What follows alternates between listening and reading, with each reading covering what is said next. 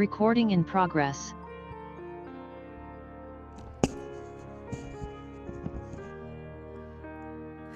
We're going to get started. It's 7 o'clock. This is a regularly scheduled meeting of the City Council's Land Use Committee. I'm Andrea Kelly, chair of the committee.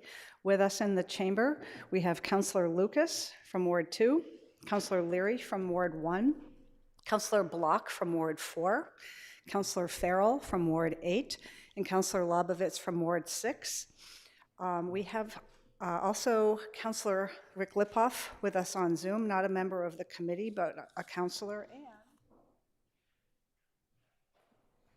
that's it for now. I think we'll have a few more councillors joining us later. For city staff, we have our clerk, Scott Matthews.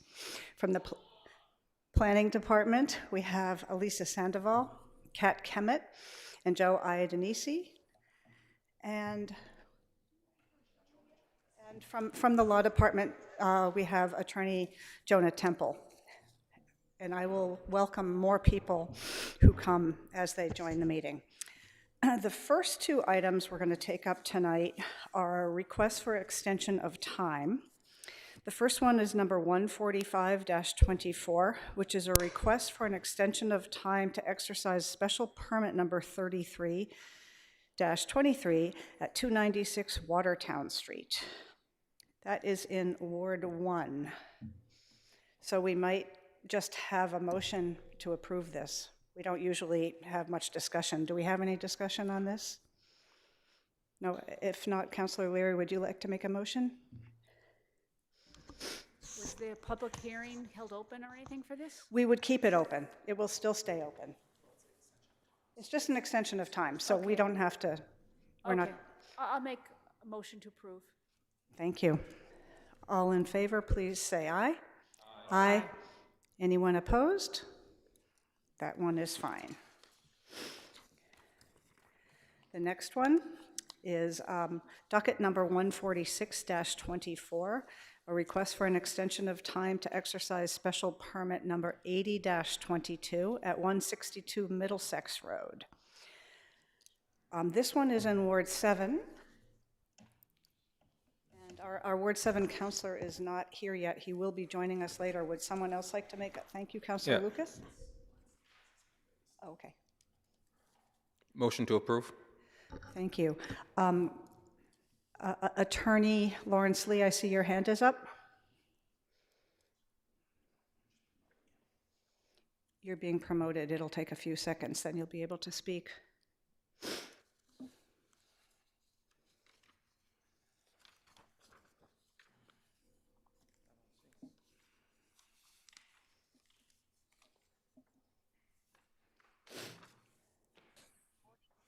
Is he set, Scott?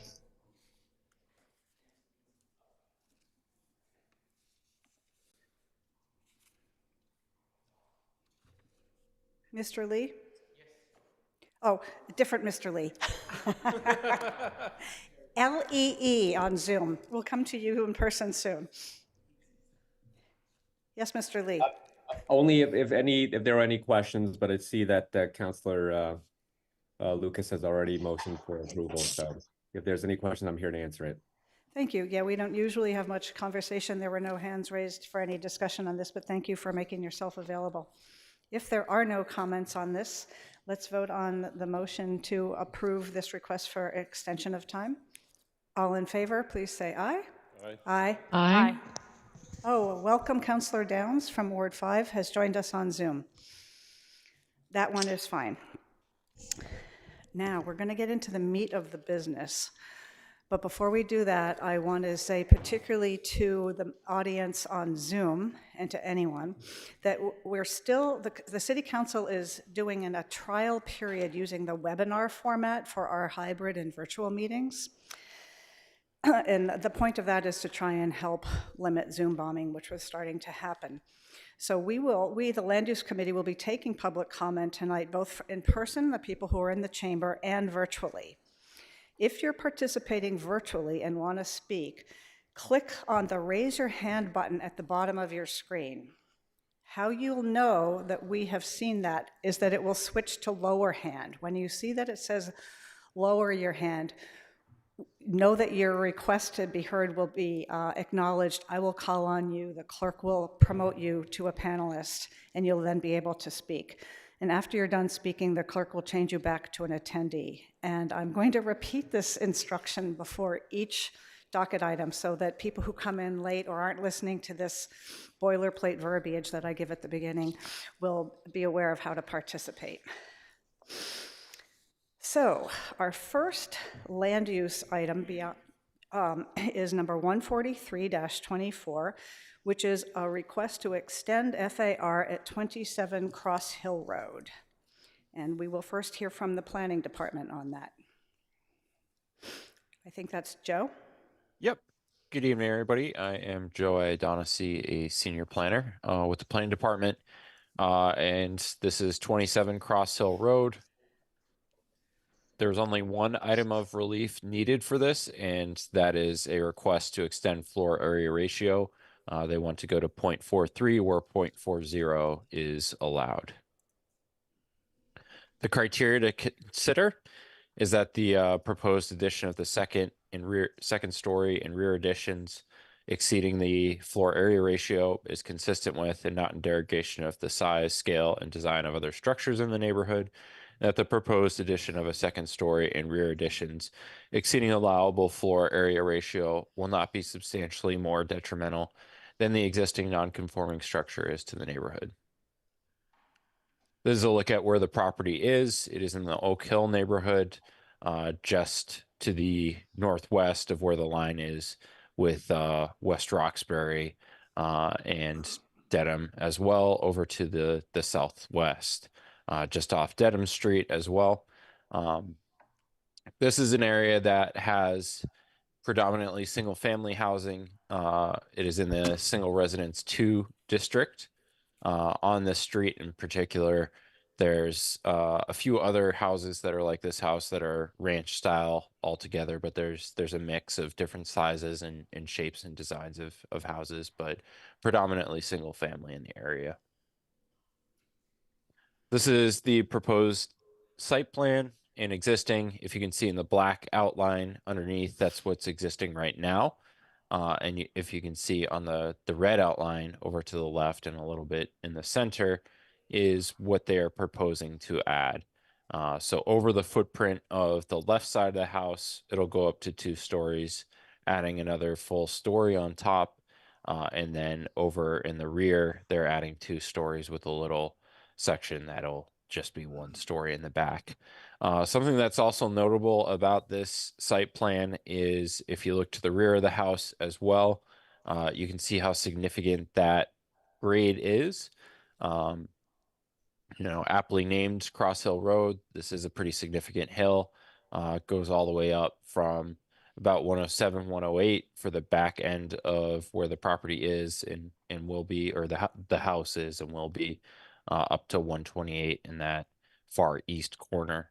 So a pretty significant grade as well that might be important to consider as you think about how a higher dwelling would be in the neighborhood. This is a look at the elevations. This is how the property appears and will appear from the street from Cross Hill Road. Just that section over to the left will be visible, otherwise keeping the section over to the right the same. This is how it will appear from the rear with just that connecting section over in the middle and otherwise staying the same to the left and to the right side. You can see where that 2-story addition goes with a little bump out at the end as well. And then this is a look as you're facing it from the right. If you're on Cross Hill Road, this is how it'll look. You'll be able to see that 2nd story above, and you can see what's kept the same to that closer side further south. This is how the property will appear from the left side as well. That's it for now from planning. So I will stop sharing and turn it back to the council. Thank you very much. Is somebody either in the chamber or online from representing the petitioner who would like to speak about this proposal?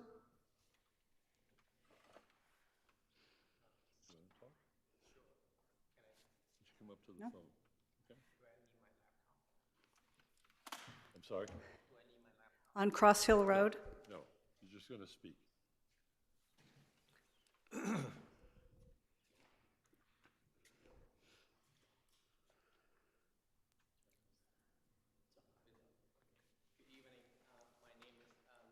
I don't think that's on yet. Could you check that, Mr. Bluck? Thank you. Okay. Yes.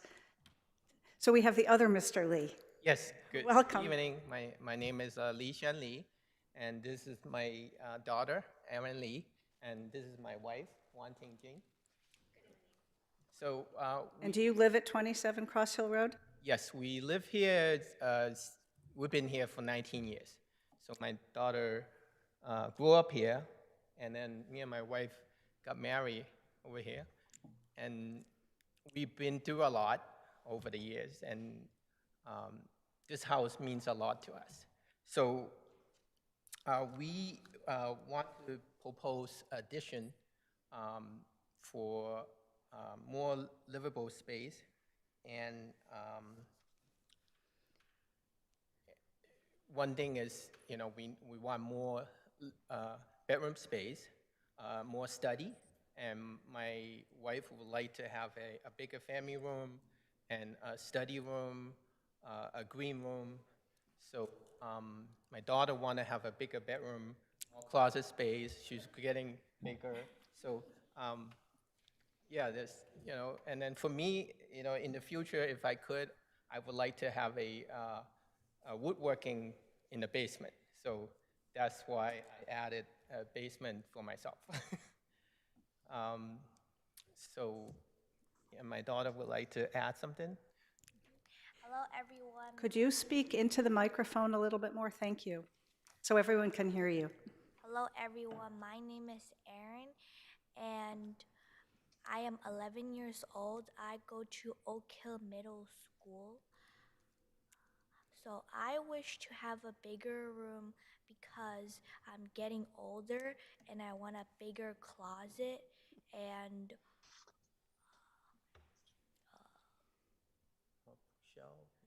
and a bookshelf and more study room. And when my friend comes over for a sleepover, I don't really kind of have enough space. So in the future, I wish to have more space so I can have a sleepover with my friend. Thank That's good. That's good. Very brave to speak in this big chamber into a microphone. Yeah. Thank you very much. As you guys can see, this is a typical ranch style house. It's 3-bedroom. Her bedroom is only like 10 by 11. It's kind of small. So we've been there for years. So, you know, when she was a little, it's okay. But like when she's getting bigger. And then especially now we all work, most of the time we work remote. So we are fighting who's, you know, working at the island instead of, you know, having a study. So, you know, I propose on the second floor we have a study. So that's very important for us as well. So, Thank you very much. okay. And you'll be here in case there are any questions. Yes. But thank you, I appreciate it. Next, we'll ask if there are any members of the public who would like to make a comment or ask questions about this. Yes, sir, come to the microphone. Good evening. Can you hear me all right? You need to put the microphone as close to your mouth as possible. That work? Perfect. Fantastic. Just give us your name and address, please. Hi, my name is Amit Fudim. That's A-M-I-T. Last name is Fudim. That's F-U-D as in dog, I-M as in Mary. My address is 20 Peach, My address is 20 Peachtree Lane, Newton, Massachusetts. I'm here to talk about the proposal at 27 Cross Hill Road, specifically the aspect of the proposal published on the Planning Committee website and the Newton, Massachusetts government website as well, The permit specifies a chicken coop to be extended and expanded by 1 floor raised. Individuals in the neighborhood have conceptual concerns with this. As the Lee family said, this house is very important to them. My neighborhood is very important to all the residents within the neighborhood. First, I'd like to start off by recognizing that bringing the coop closer to the neighborhood line or the property line of the house brings it far too close to neighboring properties. Now, the ramifications of this are relatively clear. North Carolina State writes in 2014 and Utah State writes in 2018 that chicken coops moving closer to properties or property lines are correlated with an increase in both raccoon and rat activity. Ohio State further publishes that this also correlated with an increase in coyote activity in the region. Now, our fundamental concern is that this is going to be a staggering increase in wild animals within the neighborhood that could potentially have dangerous ramifications for anyone who has house pets or anything of that kind. Furthermore, the International Journal for Environmental Research and Public Health writes in 2018 that chicken coops produce ammonia within their, let's call it excrement, to be polite, I guess, which they find, on balance, creates long-term health ramifications due to the odorous compounds from chicken manure, and furthermore aggravates and accelerates symptoms of asthma and other allergies.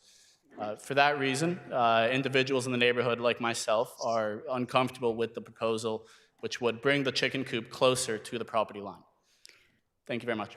I can't expect you to speak for all the neighbors, but speaking for yourself, if the chicken coop stays in the current location, that would be permissible. You just don't want it to move closer to the property line?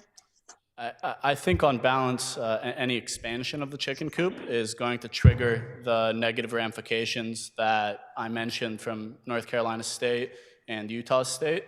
It's an increase in chickens fundamentally is going to increase the number of wild animals in the area that are attracted to it, as well as the environmental research journals publishing that says that with further chicken.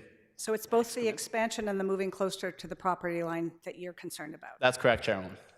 Thank you very much. Thank you for your time. Appreciate it. Oh, I see Joe from Planning has his hand up again, and I was going to call on you and ask your thoughts on this anyway, so I'm glad you've raised your hand, Joe. Please go ahead. Yeah, so that's not what the site plans say unless Mr. Lee has anything different. That's formally on the property. They have a chicken coop that's on the patio to the rear of the dwelling. I'll just share the site plan again. So here's the chicken coop in the back of the property. A 2-story addition is going to go over that, which is going to be connected to the house. And if that area is going to be filled with chickens, that's going to be a matter for Health and Human Services rather than the planning department, but nothing that I saw in the plans indicated that it was anything other than dwelling space. And again, I asked the petitioner to correct any of that. Thank you, Joe. Mr. Lee, would you like to step forward again and address this? And in the meantime, let me welcome Councilor and City Council President Mark Laredo from Ward 7, who has joined the committee. Yes, sir.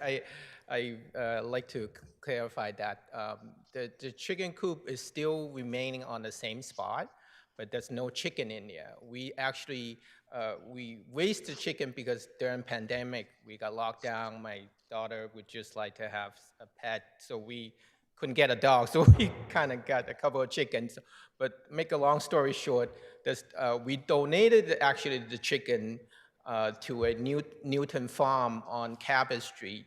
That was last year we did that. So I have no more chickens.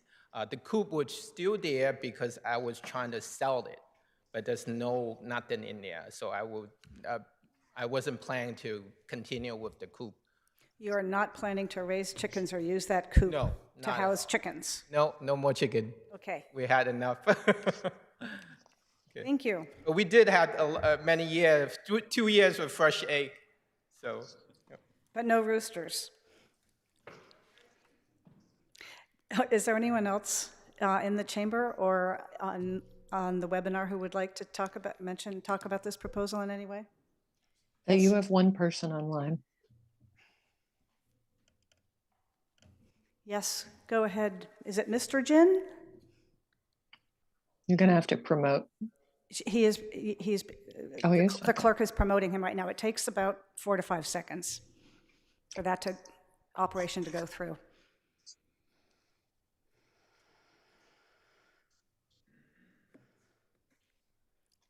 And I did forget to repeat my instructions on how to do this. So if he's having difficulty, I will do that again, and I'll try and remember to do it before each of these docket items. Well, his hand is up, but I don't see him being promoted. He's still in attendees. He needs to accept being promoted to a panelist from an attendee. Mr. Jin, do you see a place for you to be able to note that so that you may be able to speak?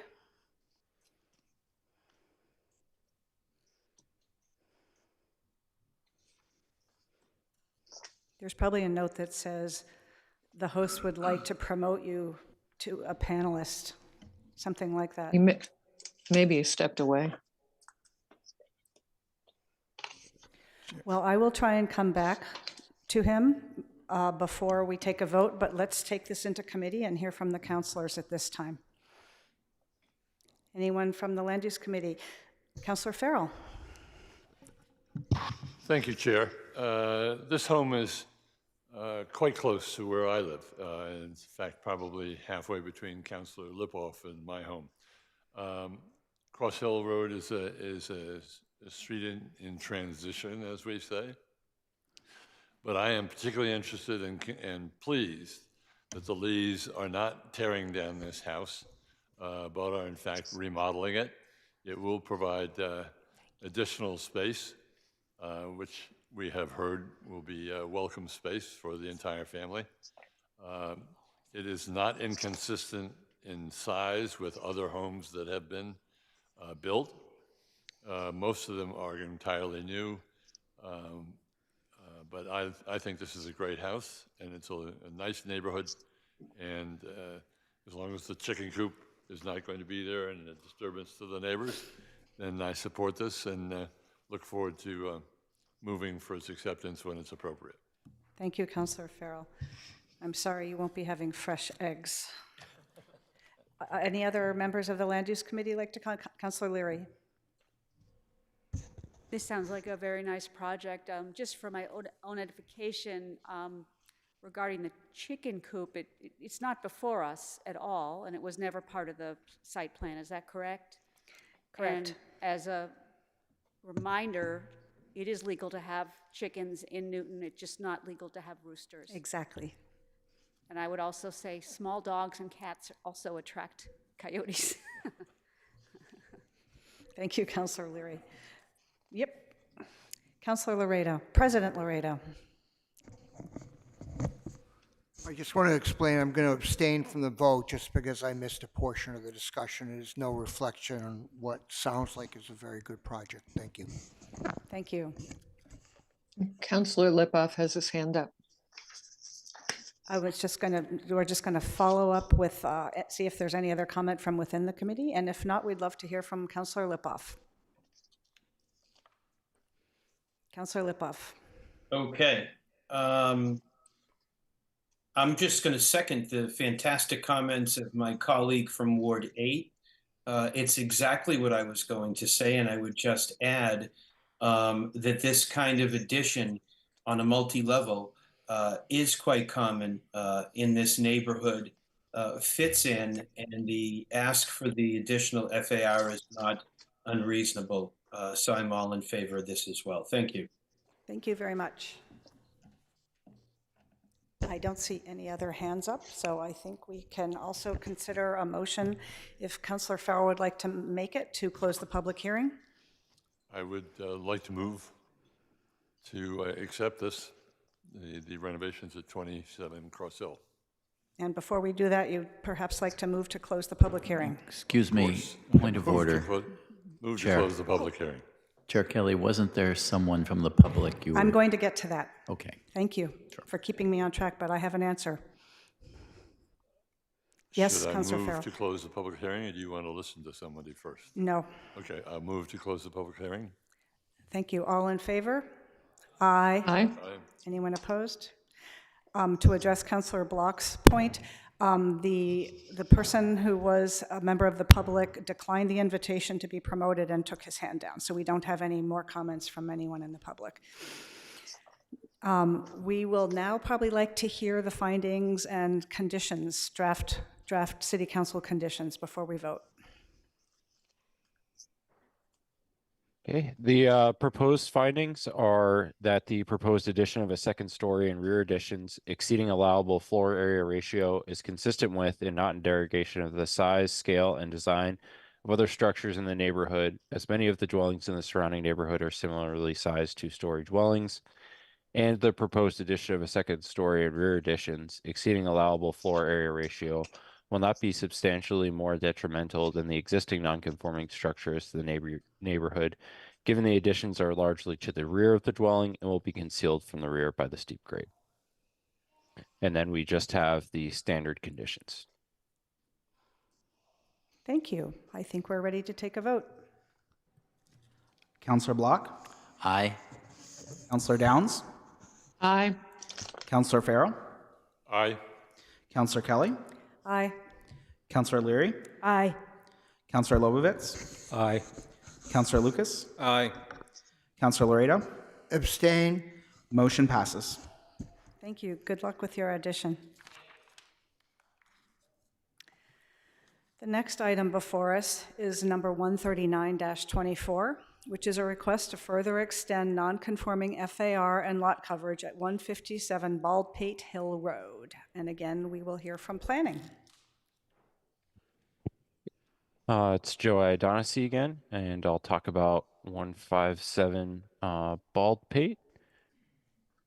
So this one was before the committee last week, and then there were some plans that came before us just before the meeting that we didn't have enough time to review, so we're able to get it back on this week.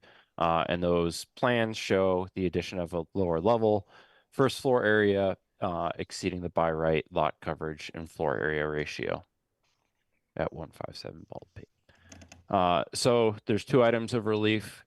These are unchanged by those last updates to the site and architectural plans that we received just before the meeting last week. They still just need the non-conforming floor area ratio, which that number is unchanged. And then the non-conforming lot coverage number is slightly changed by just a small fraction. The criteria to consider are that the proposed addition of a lower level and additions to the first level, further extending non-conforming floor area ratio and non-conforming lot coverage is consistent with and not in derogation of the size, scale, and design of other structures in the neighborhood, and that the proposed addition of a lower level and additions to the first level, further extending non-conforming floor area ratio and non-conforming lot coverage will not be substantially more detrimental than the existing non-conforming structure is to the neighborhood. This is a look at where the property is. It is not far away from the last property that we saw at Cross Hill Road. It is also in the Oak Hill neighborhood, close to West Roxbury, close to Dedham Street as well. Also predominantly in a single residence area in the single residence 1 zone, which allows slightly lower standards in terms of floor area ratio and higher for other ones like setbacks than SR2.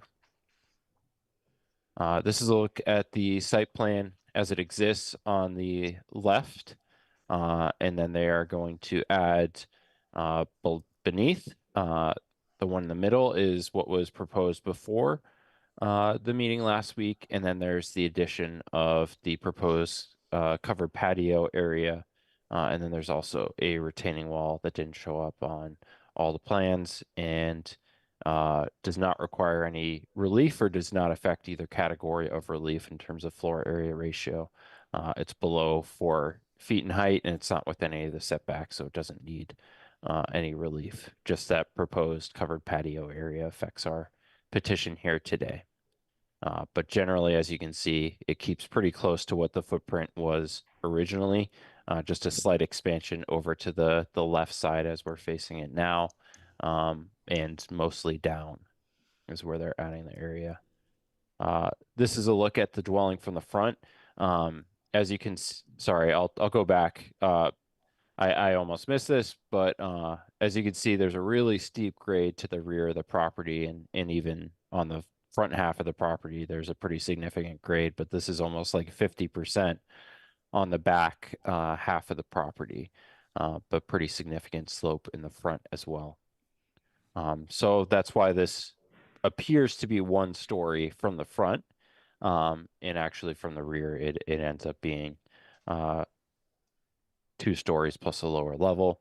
So no effects, no change to what the property is going to look like from the front. This is a look at the property from the side. On the west side, you can, or the right, as you're facing it from the street, you can see the covered patio area where it's added on. And then some of the additional living space is also going to be over in that lower right half of this diagram as well. No changes to the east elevation or right left side as you're facing it from the street. And then, oh, sorry. I was wrong on that one. This is as it was proposed prior to the changes, and then that were published right before the meeting, and then this is the final look at what it's going to look like. So this is the covered patio here, and then no changes to the east side, and then that is the rear. This is a look at it before the changes from last week. Oh, sorry. So that is including it. Yep, that is the covering of the patio there. And then you have the full 3 stories there. Right. My apologies. I meant to hide that one slide as it was before the changes were made. So sorry, I stumbled over that a little bit, but I'll turn it back to the committee. Thank you, Mr. Iadinisi. We got all the important information out of you in whatever order. No apologies necessary. Now I'd like to hear from the petitioner, if the petitioner or someone representing him is here. Thank you, Madam Chair. For the record, my name is Terry Morris. I'm the attorney representing petitioners Daniel Krupp and Ryan Winton. I have offices at 57 Elm Road in Newton. I would commend Mr. Iadinisi for his comprehensive presentation. Takes a lot of the wind out of our sails when we come up here to make our own. But in the interest of time, I would just point out that our architect, Julie McDonald, is on screen, and our surveyor, Vern Porter, is also on screen should the committee have any questions. I think at this time, however, I'd like, if you would, elevate Daniel Krupp to panelist so he can explain the reasons for the addition. Thank you.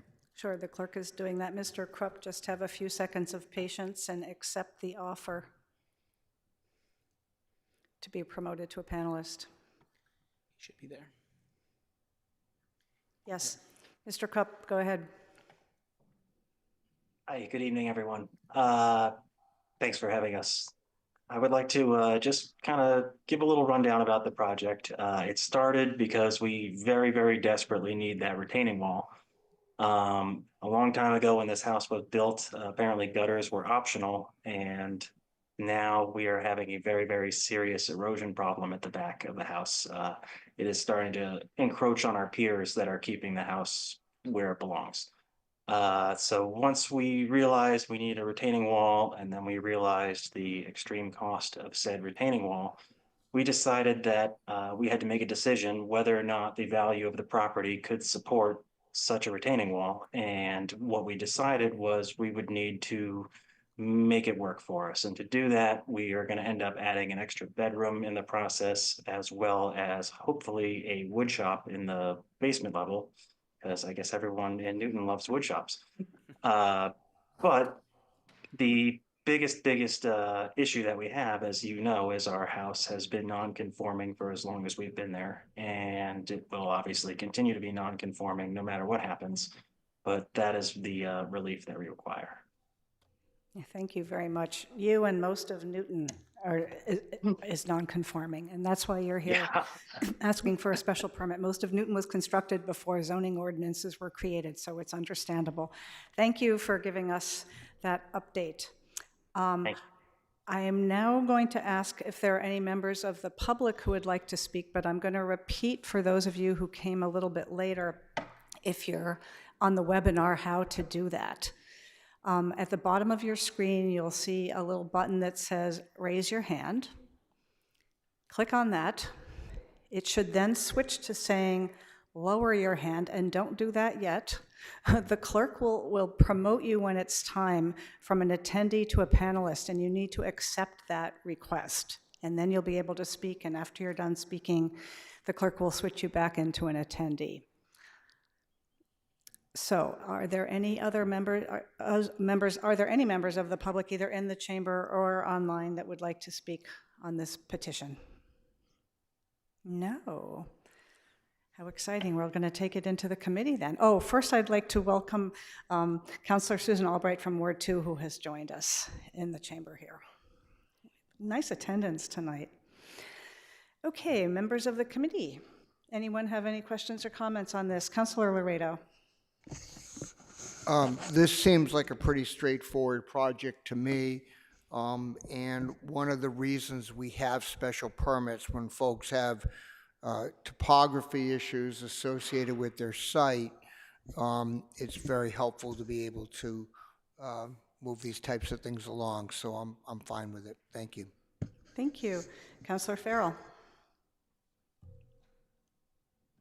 I agree with President Laredo's comments, and this certainly needs some support from us. But I would very much like to hear, if I can say so, from Councilor Lipoff, who is a neighbor to this project. But thank you. Councilor Lipoff. Sure. Yeah, I live on this street a few houses down. I live on the outside rim of Baldpate, being a tall hill. This is quite common with homes that add from the back, and thus being exposed exceeds the FAR and sometimes lot coverage. It's quite common, and I echo the comments of Councilor Laredo. This is why we have special permits, and I think that this is fine. Thank you very much. Thank you for joining us and for your comments. Councilor Leary. Oh, I'm sorry, I thought you both did. Councilor Lucas. You're twins. No comment. Yes, this is a fine project. I certainly wish Mr. Krupp and his family luck with this project, and I'll be voting in the affirmative. Thank you. I think we get to go back to Councilor Farrell for some motions to be made on this.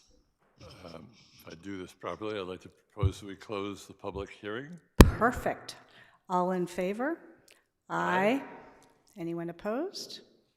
None.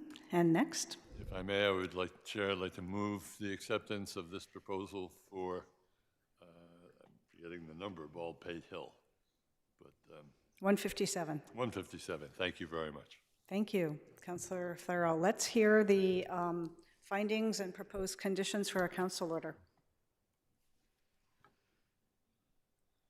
The proposed findings are that the proposed addition of a lower level and additions to the first level, further extending non-conforming floor area ratio and non-conforming lot coverage, is consistent with and not in derogation of the size, scale, and design of other structures in the neighborhood, as the additions are to the rear of and beneath the dwelling, and the dwelling will still present as a single story from the street.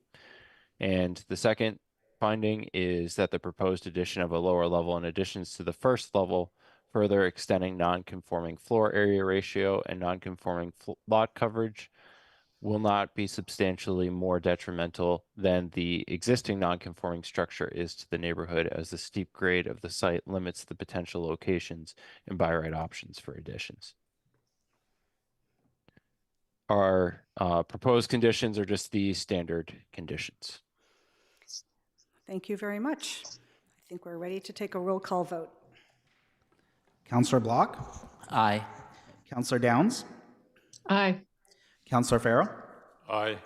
Councillor Kelly? Aye. Councillor Leary? Aye. Counselor Lobovitz, Aye. Counselor Lucas, Aye. Counselor Laredo. Aye. Motion passes. Thank you. Good luck on Baldpate Hill. And thank you for coming back again this week. The next item is number 142-24, a request to allow oversized dormers in a detached accessory building at 20 Wachusett Road.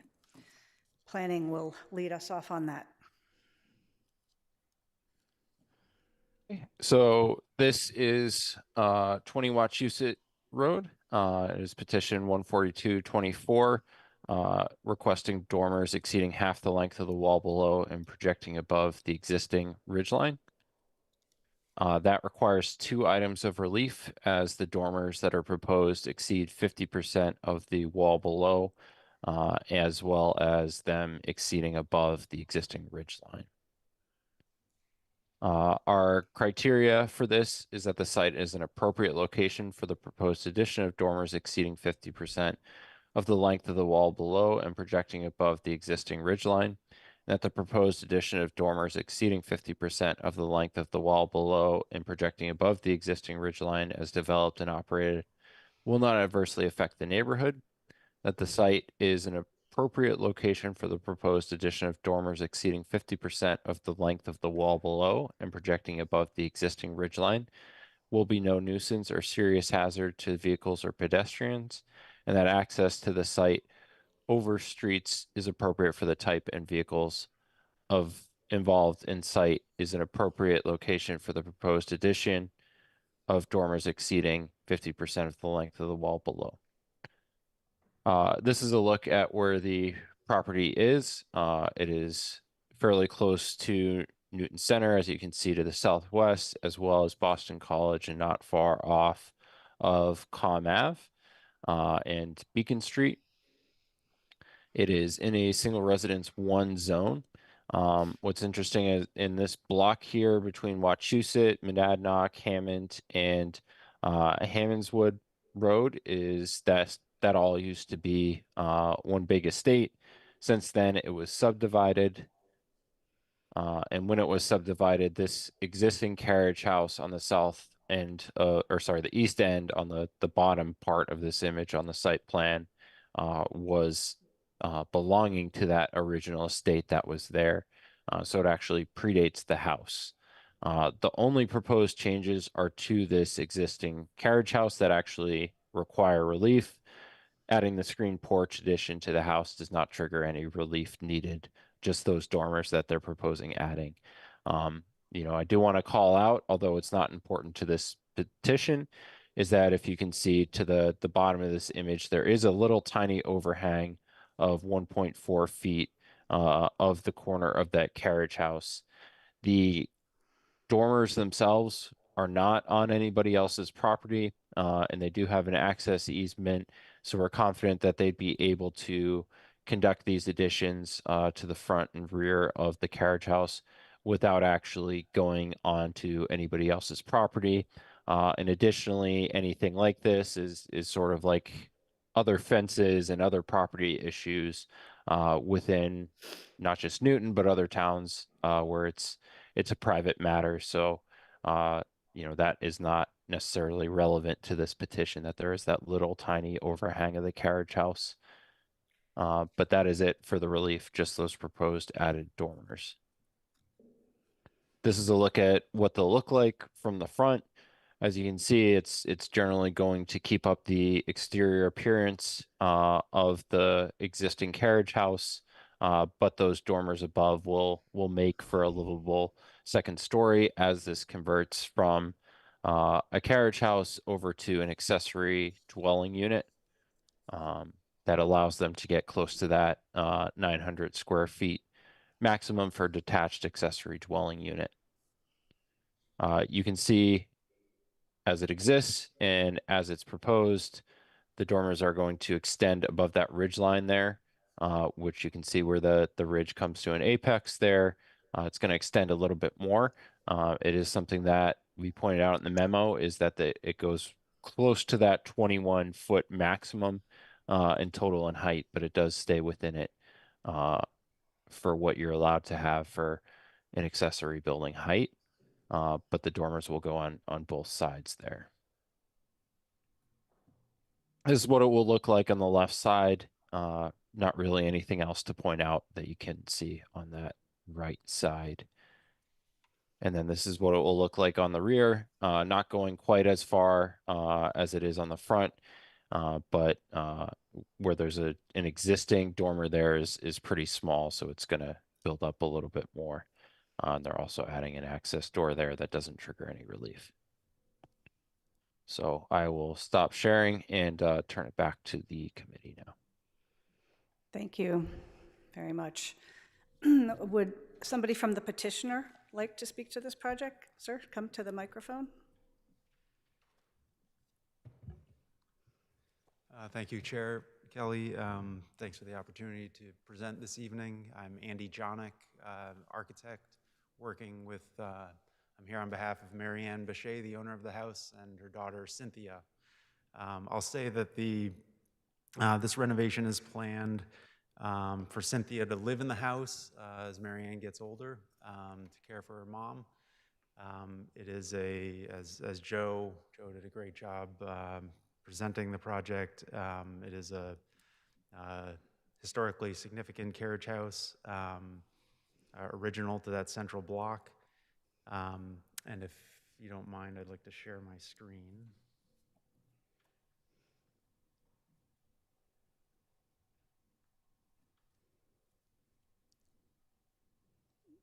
You can go ahead and do that. I'm joining as a panelist.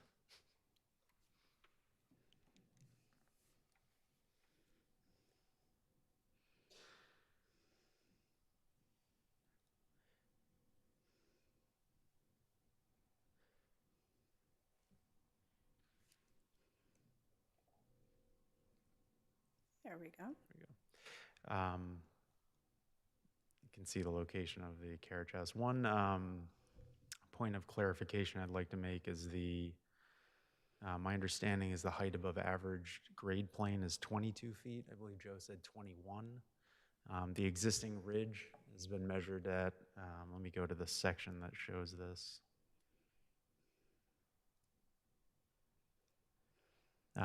Existing was measured at 21 2 3/8. This dormer will be about 9 inches above the ridge line.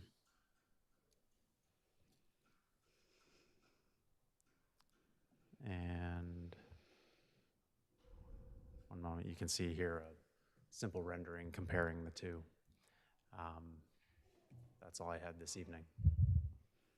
Thank you very much.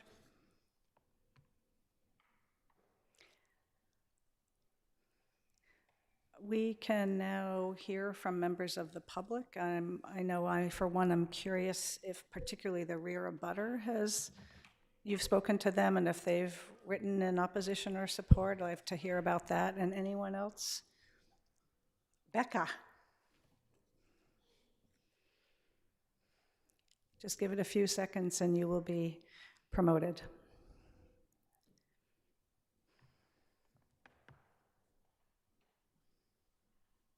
Hello. Hi. Hi. We are the next door neighbors at number 12 Wachusett.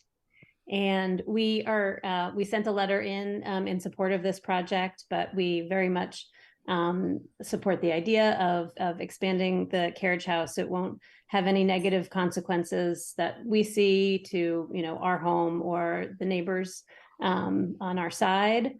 And we very much support the idea of converting the carriage house into an ADU for both Marianne and Cynthia, and then for future owners of the home. We think it's a great addition to the neighborhood. Thank you very much, and for taking the time to write and to speak tonight. Thank you. Thank you. Any other members of the public like to be heard on this? I don't see any hands. If it occurs to you later, raise your hand by pushing the button at the bottom. But in the meantime, we're going to take it into the committee to hear Land Use Committee members' input. President Laredo? So it's my ward. I think this is a perfectly fine project. It's great that they're building an ADU in a historic building. I think the changes effects on the neighbors are de minimis, if any. So when the time comes, I'll be happy to move to close the public hearing and move approval, Madam Chair. Thank you, President Laredo. Councillor Leary. Thank you, Madam Chair. I certainly agree with my colleague from Ward 7, and I just want to say it's a lovely project, and I'm so glad that it gives opportunity for you to age in place and keep your family together. I really am supportive of ADUs, and of course, making sure we're meeting the needs of families in Newton. So I'm totally in support. Thank you. Councillor Farrell. Thank you, Chair. I would just like to say that I had the opportunity to meet Mrs. Bichet this afternoon, who graciously took me through a tour through the building. And from her excitement about the project and just her activity, it's going to be a long time before Cynthia has to worry about taking care of her, I'm pretty sure. But it's a lovely project, and it's a great building, and will be a terrific ADU, and support the work of the city to do that. Thank you, Councillor Farrell. I agree with all the positive comments people have made. Particularly, I think it's a lovely project, beautifully designed, a great use. I love that you're going to turn the carriage house into an ADU and keep the historic significance of this structure. I just wanted to clarify, I don't think it's necessary, but in case anyone wonders, with Jonah Temple about the legality of the little overhang portion of the carriage house, that is nothing for us to be concerned about at all here on the Land Use Committee. Is that correct, Mr. Temple? That's correct. I've reviewed this with planning, and what Joe explained is spot on. It's really out of our purview, and it would be a private matter. Perfect. I'm very happy to hear that. We will now take up the motion made by Councillor Laredo to close the public hearing. All in favor, please say aye. Aye. Aye. Anyone opposed? Yeah, thank you. Better late than never. And now we will see the findings and the conditions. Sure. While I am pulling up the proposed findings, I will say that Mr. Jonik was correct that the maximum allowed height is 22 feet. So theirs is 21.9 as we have in the zoning review memo. So I did misspeak on that, but it is close, and they'll just have to watch to make sure they stay under that. So for the findings, the site is an appropriate location for the proposed addition of dormers exceeding 50% of the length of the wall below and projecting above the existing ridgeline, as the additional dormers will allow for sufficient habitable space for the preservation and conservation of a historic carriage house to an accessory dwelling unit. Next, the proposed addition of dormers exceeding 50% of the length of the wall below and projecting above the existing ridgeline as developed and operated will not adversely affect the neighborhood, as the carriage house is located to the rear of the lot and obscured from the right of way. Third, that the site is an appropriate location for the proposed addition of dormers exceeding 50% of the length of the wall below in projecting above the existing ridgeline will be no nuisance or serious hazard to vehicles or pedestrians, as no changes to parking or circulation are planned or required. And fourth, that access to the site over streets is appropriate for the types and numbers of vehicles involved, as the site is an appropriate location for the proposed addition of dormers exceeding 50% of the length of the wall below and projecting above the existing ridgeline, as no changes to parking or circulation are planned or required. We have the standard conditions. Thank you very much. We are going to take a roll call vote on this now. Councillor Block? Aye. Councillor Downs? Aye. Councillor Farrell? Aye. Councillor Kelly? Aye. Councillor Leary? Aye. Councillor Lobovitz? Aye. Councillor Lucas? Aye. Councillor Laredo? Aye. Motion passes. Thank you, everyone. Thank you, Mr. Janik and Team Bichet. Good luck. We'd all like to come to the housewarming. It's a lovely project. Our next item is number 80-24, which is a request to allow a series of retaining walls exceeding 4 feet in height in the front setback at 161 Pine Ridge Road. Planning? Okay, so this is 80-24, and it is 4 retaining walls exceeding 4 feet within the front setback. This was originally scheduled to be heard on February 6th of 2024 and was granted a continuance until March 19th. It is just that one item of relief for those retaining walls. These retaining walls were constructed as a part of a building permit over a year ago. And as they've tried to obtain their certificate of occupancy, it was noticed by the Inspectional Services Department that there were retaining walls above 4 feet. So they have to get a special permit in order to proceed with their building permit, but these walls are already constructed.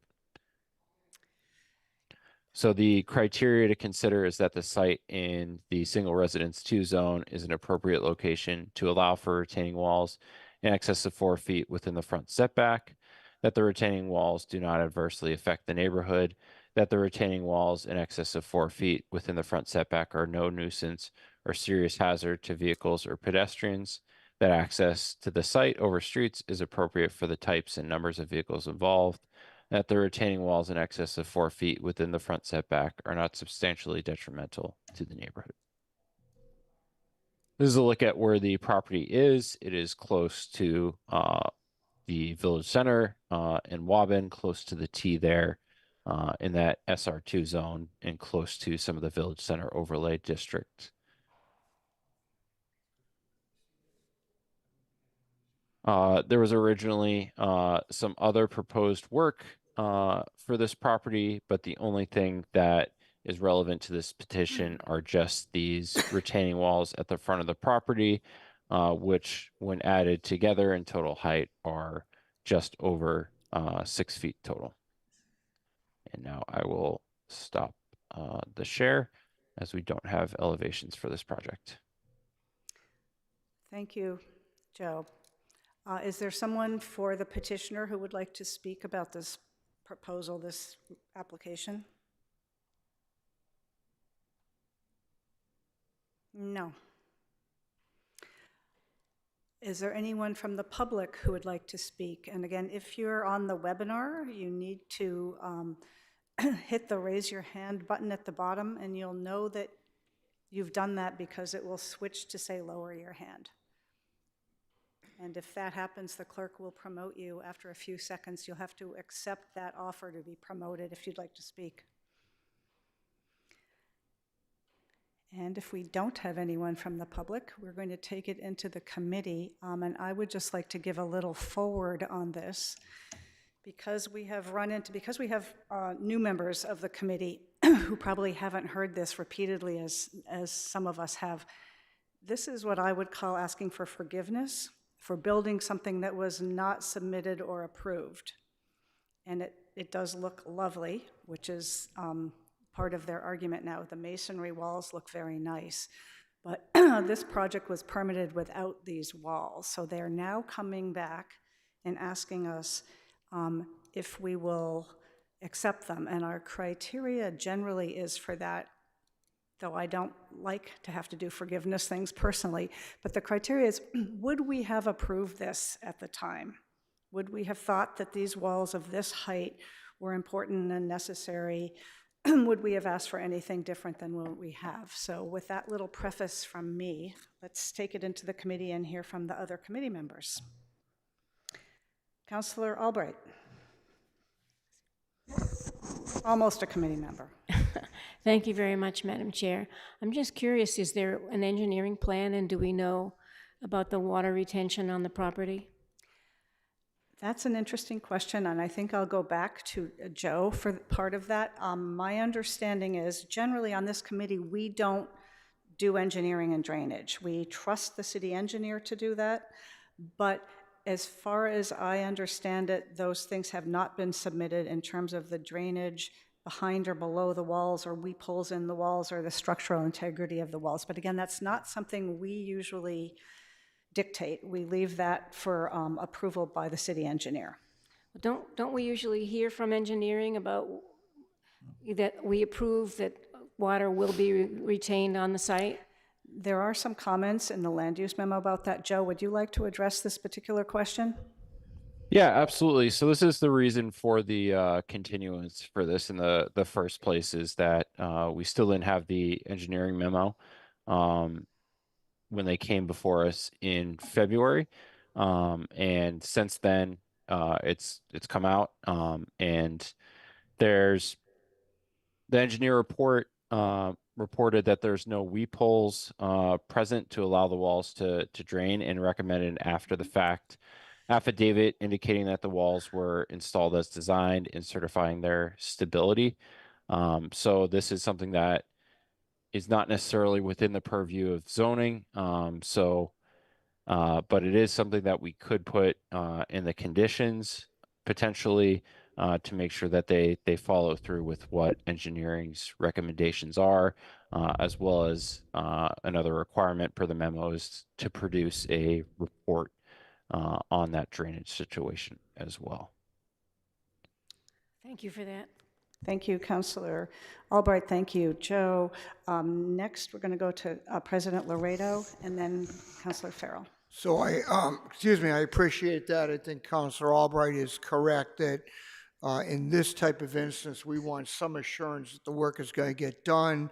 And it seems to me putting it right in the council order is a good way of ensuring that both planning and inspectional services pick up on it, but we're not getting into the nitty-gritty of enforcing engineering plans, which I think, Chair Kelly, is what you were alluding to earlier. And I think I agree with it makes sense. Thank you.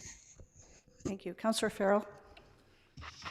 Thank you, Chair. I had the opportunity to speak with Mr. Bristol this afternoon, and it is a lovely spot, and it looks quite beautiful. And I assume we would have approved this. But in talking with him, he said that the contractor was local, but the landscaper was not and didn't know the law. And I don't know whether there's any way we can put into the process that if contractors not familiar with the law should look it up before they create situations like this. But thank you. Typically, the general contractor, the managing contractor, and or the architect oversee that. You can have somebody from out of town and out of state, and I don't think we need to give them special conditions. The conditions and the law still applies no matter where they're from. Thank you. Councillor Downs. Thank you, Madam Chair. This is my ward, and fairly close to me, although even closer to Councillor Getz. I see the need, why there might have been a need for these retaining walls, and they certainly do look lovely, although of course we want them to be properly engineered so they don't fall down or otherwise cause damage to the street. The site slopes upward toward the historic house, so they were basically leveling the yard and probably containing erosion. It continues upward, and then as it slopes downward, it's the neighbor's yard. And the neighbors on the Beacon Street side, also, many of them have created retaining walls in order to have less slope and a more manageable yard. So had this come before us with a proper plan, I probably would have recommended and voted for approval. And I agree with you. I prefer that people come before us asking for permission rather than forgiveness. But in this case, and I think we'll be looking at retaining walls a lot this term. I noticed a couple of things in zoning, and I've had a number of complaints in Ward 5 and beyond about the effect that multiple retaining walls under 4 feet have caused when we have quick or severe rainfalls on their neighbors' backyards. And I've seen a number of newly formed waterfront properties, and I think we're going to want to deal with that in zoning. This is not that kind of situation, however. So when you're ready, I'm going to move to close the public hearing and move approval. Thank you, Councillor Downs. Counselor Lobovitz. Just a point of information, how was this discovered? My understanding is that ISD went out to do their inspection. They can't issue an occupancy permit until they have gone to see that the house was built in conformity with the plans that were submitted and approved, at which point they noticed the walls that were not on the plans. Joe, is that correct? Do you need to clarify what I just said? Nope, absolutely right. Okay, thank you. Good question.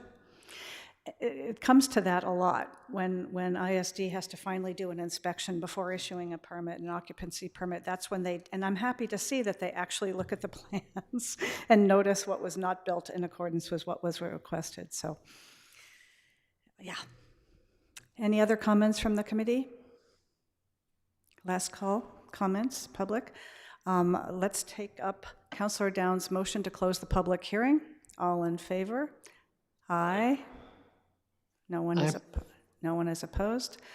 And before we take up the motion to approve, let's hear the findings and conditions, including, I assume, Joe, you've added in a condition around the engineering, drainage, and structural integrity. That is correct. Great. Let's take a look.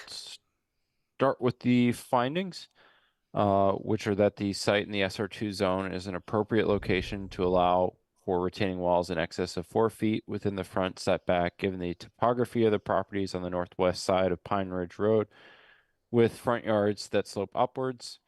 The retaining walls do not adversely affect the neighborhood as they support additional landscaping with trees and ground cover.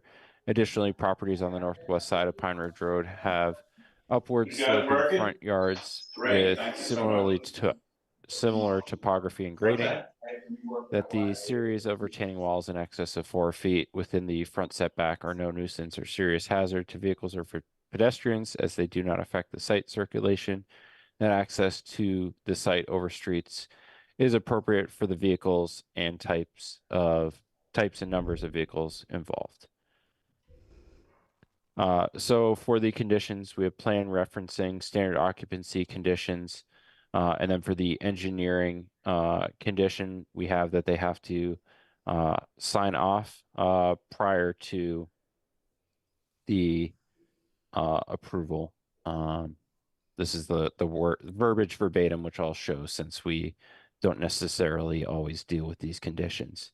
That we ensure that the structural soundness of the as-built retaining walls and obtain sign-off from the engineering division of Public Works. And that is all. Joe, would it be appropriate to add in something besides structural about the drainage requirements being met and approved by engineering, or is that not necessary? I think we could add it in. I know this was one that we myself and others in current planning talked a little bit with Jonah about, as we've had some similar cases come up in the past, and I defer to him if he has any feedback on if that's appropriate or not. Mr. Temple, let's hear from you, because speaking from my perspective as a landscape architect and site planner, I would, because it has already been flagged that there are no drawings or specifications for both the underground or at grade drainage or through the wall with weep holes, I personally, unless you think it's overkill and unnecessary or illegal, would like to see something in there about drainage. Jonah, Mr. Temple? Yes, I think that's fine.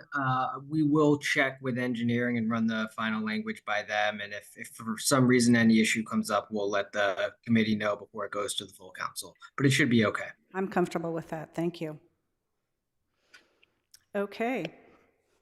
Let's vote on this motion. Councillor Block? Aye. Councillor Downs? Aye. Councillor Farrell? Aye. Councillor Kelly? Aye. Councillor Leary? Aye. Councillor Lobovitz? Aye. Councillor Lucas? Aye. Councillor Laredo? Aye. Motion passes. Good luck with that, and they are very pretty walls. The last petition before us tonight is number 69-24. It's a request to allow a parking stall within 5 feet of the street and to waive parking stall depth at 113 Edinburgh Street. Again, we will start with planning.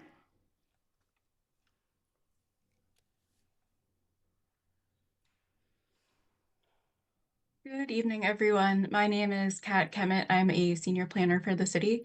This is petition number 69-24 for 113 Edinburgh Street.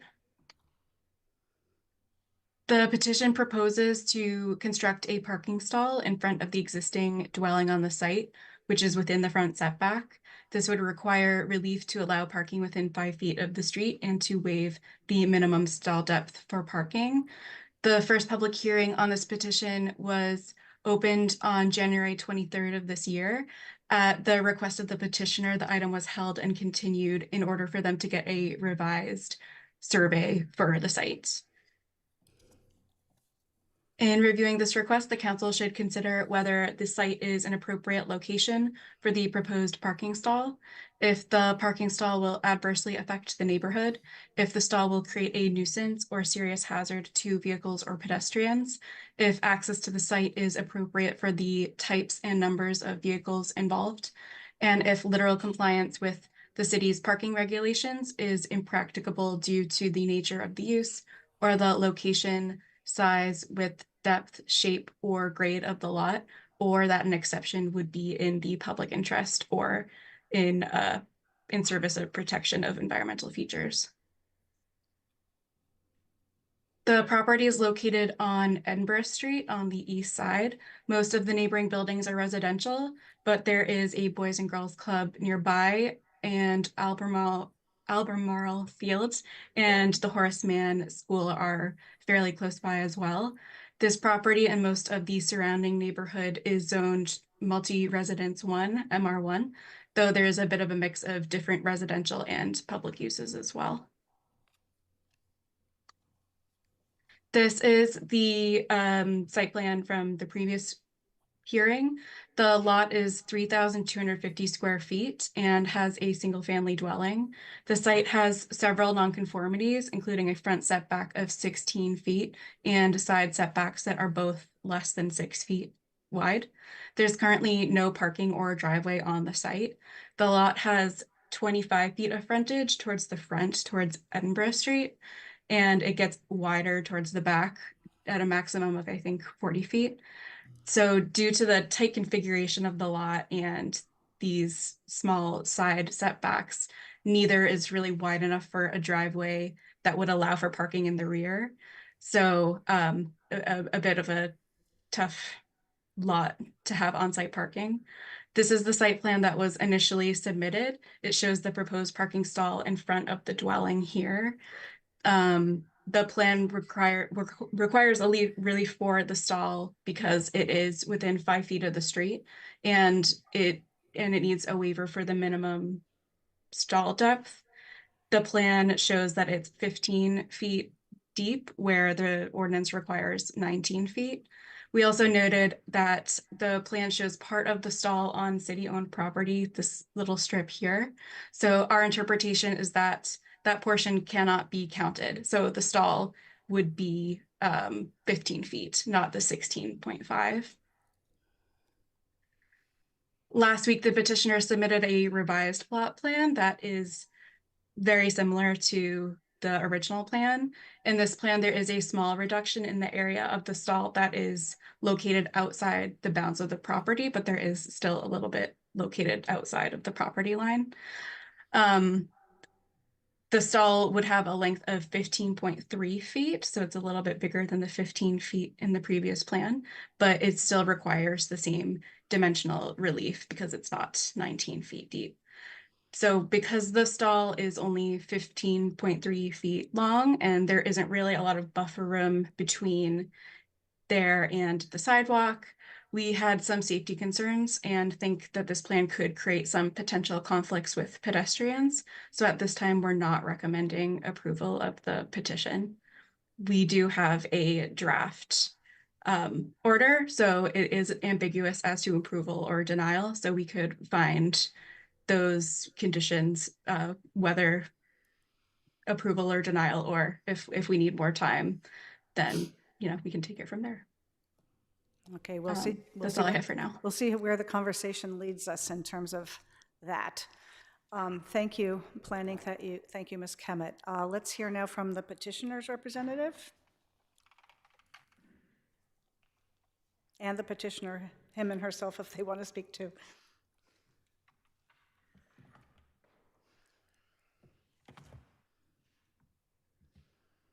Thank you, Madam Chair. Members of the committee. Tell us who you are again, just because it's a different project. A little closer. We know. That's good. But go ahead, on the record. If I may have permission to share the screen. For the record, my name is Terry Morris. I'm an attorney with offices at 57 Elm Road, Newtonville, and I'm here representing my clients, Bill Schwartz and Julie Raschuti, owners of the property. What happened here? Launch meeting. No. Well, this is one of those things where this is something that I've never held in my life. This is. Do you see a button at the bottom that says raise your hand? I don't want to join a new meeting. I want to go back to the one I had. Here we go. Councilor Lucas, feel free to speak up. Mr. Morris, are you? Councilor Albright's going to help him. I don't have the ability to Alice share the Morris? screen. Oh, Susan's up there. Yes, Share the screen. that is who I it don't is. see that. Where's the Zoom? Go back to Zoom, yeah. Here we go. All right, now. Councilor Albright, besides being tech savvy, is also one of the counselors from Mr. We Morris's have ward backup. too. My wife's back home. Very helpful. It's one of the reasons why I've always gone virtual here. Let's move this up a bit. It says leave meeting. I don't want to leave meeting. Here we go. Okay, now where is it? Is it share? It's right there. There it is. There it is. Click on that. Here. Something is coming alive. Thank you. Thank you, Councilor Albright. Proceed, Mr. Morris. I think I can navigate this. Escape. How do we get rid of that? Escape. Good. I appreciate your patience. I'm still back in the 19th century. Maybe some of you are as well. We appreciate the fact that you allowed us to continuance because we had reason to believe that a second opinion would be helpful. It turns out that the second plan that we produced wasn't much different than the first. The reason why we had expected the difference was because of the plan you see on the screen. That is an 1895 subdivision plan showing this lot having been created with the lot immediately to the right of it. In case you can't see it, the frontage is a total of 25 feet and 65 feet.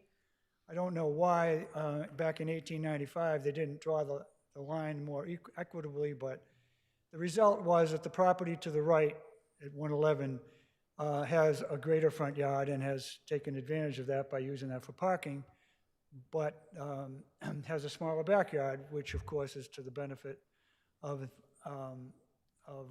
Bill and Julie at 113. But also, you can't see it, but reason why I have this up on the screen is because it shows the width of the layout of the street. It is 33 feet wide. The plan shows the width to be 33 feet. The 33 feet, within that 33 feet, I think it's important to note what is expected to be accommodated. Certainly a through travel way and sidewalks on either side of the street. Well, it's obvious that that plan falls far short of today's standards. For most of the 20th century, the standard convention for laying out a street in Newton was 40 feet in width. It would later increase to 45 feet, but the former dimension was to accommodate, within that 40 feet, was to accommodate a 24-foot drive aisle with a 6-inch curb on either side and then 2.5 feet for the berm, a total of 40 feet. So I had Bill go out and, I did talk to Vern Porter, who's done a number of surveys on the street, inquiring about how this could happen. And he said, well, why don't you go out and measure the back of sidewalk, from back of sidewalk to back of sidewalk, to see, in fact, if it's laid out to 33.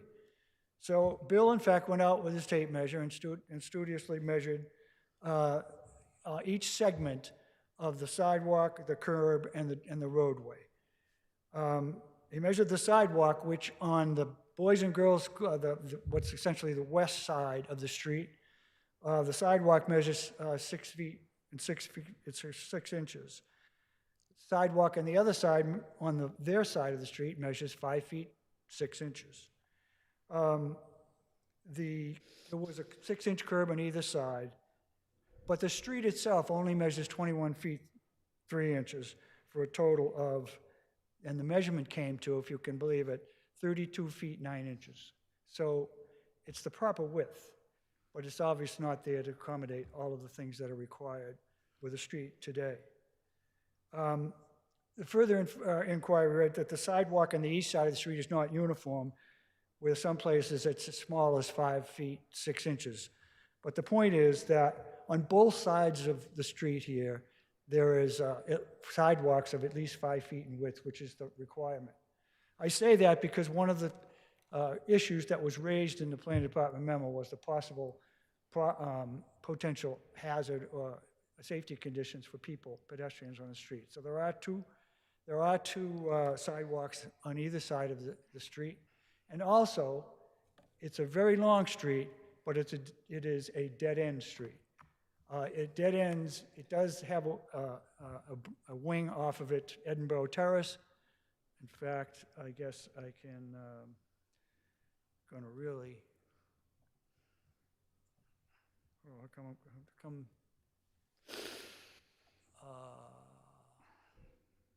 okay. This is I wish you could see it better than we have, but this is essentially the street. It does dead end at the Day Middle School. There is, however, halfway up on the street, there is a small private dirt road that leads down to Little League field, where I can proudly say I've spent many of my hours for the last 36 years coaching Little League, but it is a dead-end streets. And I think that is significant because whether it's vehicles or it's pedestrians, it's not a destination point except for those people living on the street. So this raises the question about whether the street was laid out properly. And according to the site plans which you saw, and I will try to navigate those.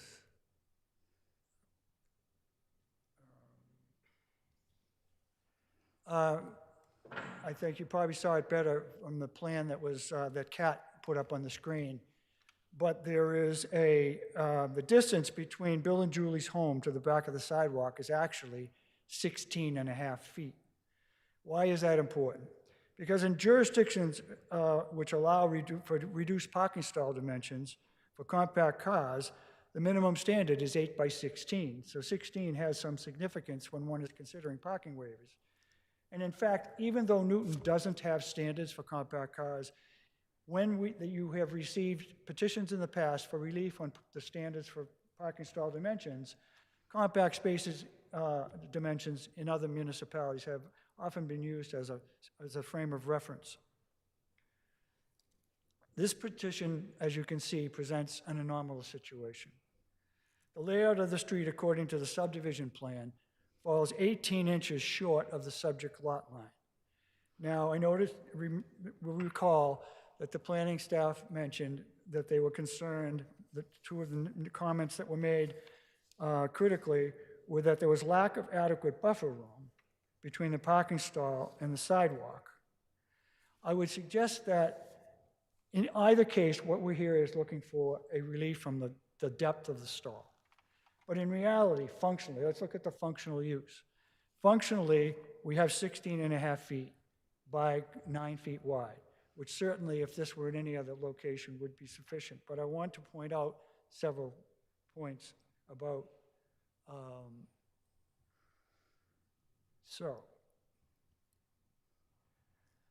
That picture there, Bill went out and basically took the liberty of parking his car in his own front driveway just to see, because there were criticisms raised, I believe, in at least one letter submitted to the committee. There were criticisms about the potential for parking the car in such a way that would impede access for pedestrians along the sidewalk. You can see here that this car does fit in the space allowed without encroaching upon what has been laid out as sidewalk. Admittedly, it is taking advantage of those 18 inches that are beyond its lot line, but functionally, it works. And I think if you take another, there's another photo looking at a different angle, and you can come to the same conclusion. And finally, if we go one step further, you see, there's Julie and their baby girl in a stroller, which is, picture was taken again to illustrate the fact that there would be no impact on pedestrians traversing the sidewalk on this street. So I was curious because, as is pointed out, that 18 inches does belong to the city. So I had a meeting with staff members at the engineering department, and I inquired about how that would be treated, how that back of sidewalk would be treated, those 18 inches. And I was told, first of all, I inquired how that possibly could have occurred this way, and they suggested the same thing, that the street could have very well have been laid off kilter, resulting in this discrepancy. But I said, well, how are you going to treat that 18 inches? And I was told that the gap between the back of sidewalk and the lot line, if used in conjunction with the driveway, would be considered as part of the driveway, much in the same way that the area devoted to the apron and the sidewalk is. So I think that's what we're dealing with here. We do need relief. The number 15 scares some people, but I want you to look at the functionality of the space, and I believe there's sufficient room to accommodate this. There is one other condition that I would like to show. I hope I'm not stretching my luck here using this, navigating this. Let's see. As long as you have something really pertinent that planning didn't touch on, we would be very patient to hear what it is you have to say. A photo of the street and you'll see there, there are 3 duplexes on the west side of Edinburgh Street, more recently constructed, obviously, than the home in question, which was built in 1873. That car, just visible beyond the light pole, is backed up right on the back of the lot line. And that condition, the parking condition for each of those 3 duplexes is 2 cars side by side and 2 cars in tandem. So that parking area accommodates 4 cars. So you have a lot of activity going in out of those driveways, far less than what is here. You can see further up the street, similar situation where the cars parked in tandem are largely packed just back of sidewalk. So the condition that was identified in the planning memo about not enough buffer room, I would suggest to you, exists elsewhere on the street.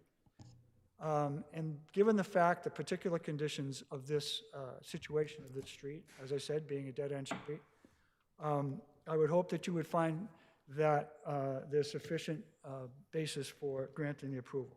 But beyond that, I think it's always useful, and you have heard tonight testimony from property owners who have had petitions before you. And in the same vein, I have Bill's here, and his wife Julie is in the hallway with their daughter. I would like you to hear from them to explain why they need this. There is a particular you to wrap up so we can hear from them. Thank you. I knew I'd come. Thank you for your time and attention. Mr. Swartz and wife and baby. Hello, ladies and gentlemen of the council. Thank you for taking the time. My name is William Swartz. This is my wife, Julie, and daughter, Jessica. And we live at 113 Edinburgh Street. As Terry mentioned, we don't have any off-street parking. This causes an issue in the winter when the winter parking ban is in effect, and other times during the year, like the 4th of July, when our street is closed, when there's construction work being done, or when there's traffic from the frozen yogurt store or the Boys and Girls Club when they're holding events. This has been an inconvenience before, but now we feel this is a hardship for us because of Jessica that we need to take care of. The issue we have is if there's an emergency, we need ready access to a vehicle. And the closest municipal lots are 15 minutes away from us in Austin Street and Adams Street. So we can't realistically in an emergency go run to the lots, get our car, or get an Uber while an emergency could be happening. I understand that the setback of my house is not the required depth, and that the property line of our house is strange in that it doesn't extend the full width of the lawn. But there is enough space to fit our vehicle, as we've shown in those pictures, and it doesn't protrude onto or obstruct the sidewalk. We're the only home in this neighborhood without off-street parking, and I don't know of another home in the area that doesn't have off-street parking, so I don't think granting this request would cause a precedent for other people to try and create parking stalls in front of their setback. We're just asking to be able to park in front of our house like everybody else does. Lastly, I'll point out that, like Terry said, our home was constructed in the 19th century, and the lack of frontage is a strange quirk of this. Living in a home this old hasn't always been easy, and we've had to invest over $100,000 in it just to keep it standing, but we appreciate the historic homes that Newton has and the charm that they add to the neighborhood. We think that off-street parking isn't many most homeowners expect now, and we are afraid that if we were unable to create an off-street parking solution, then the only person that this home would work for would be a developer who would tear it down and build a new expensive home, taking one of the few affordable single-family homes Newton has left out of the inventory forever. Many of you, the council members, have come to see the property and spoken to me personally. I really appreciate all the thought and dedication all of you give to these deliberations. We are asking for your help, and we really hope that you can see how important this is to us and how granting this off-street parking would help us stay in this house for years to come and keep this historic home standing. Thank you very much. Thank you, Mr. Swartz. Did you want to speak too, or is he speaking for all three of you? Okay. Thank you. Let's see if there are any members of the public, either in the chamber or online, who would like to speak. We have received some letters that I'm sure every member of the committee has seen, and as Mr. Swartz said, I think most, if not possibly all of us, have visited the site in person in order to see it. And I always recommend that, and it was really illuminating to see this particular site in person. Was really helpful to see compared to just looking at a plan. So I'm glad we take that responsibility seriously. Members of the Land Use Committee, anybody? Councilor Laredo? So, oh yeah. I'm sorry. I know, I forgot. I thought that suddenly there is somebody from the public. Oh, I'll wait, of course. Margaret Albright on the webinar. Sorry, I didn't see that. Will come back to us, don't worry.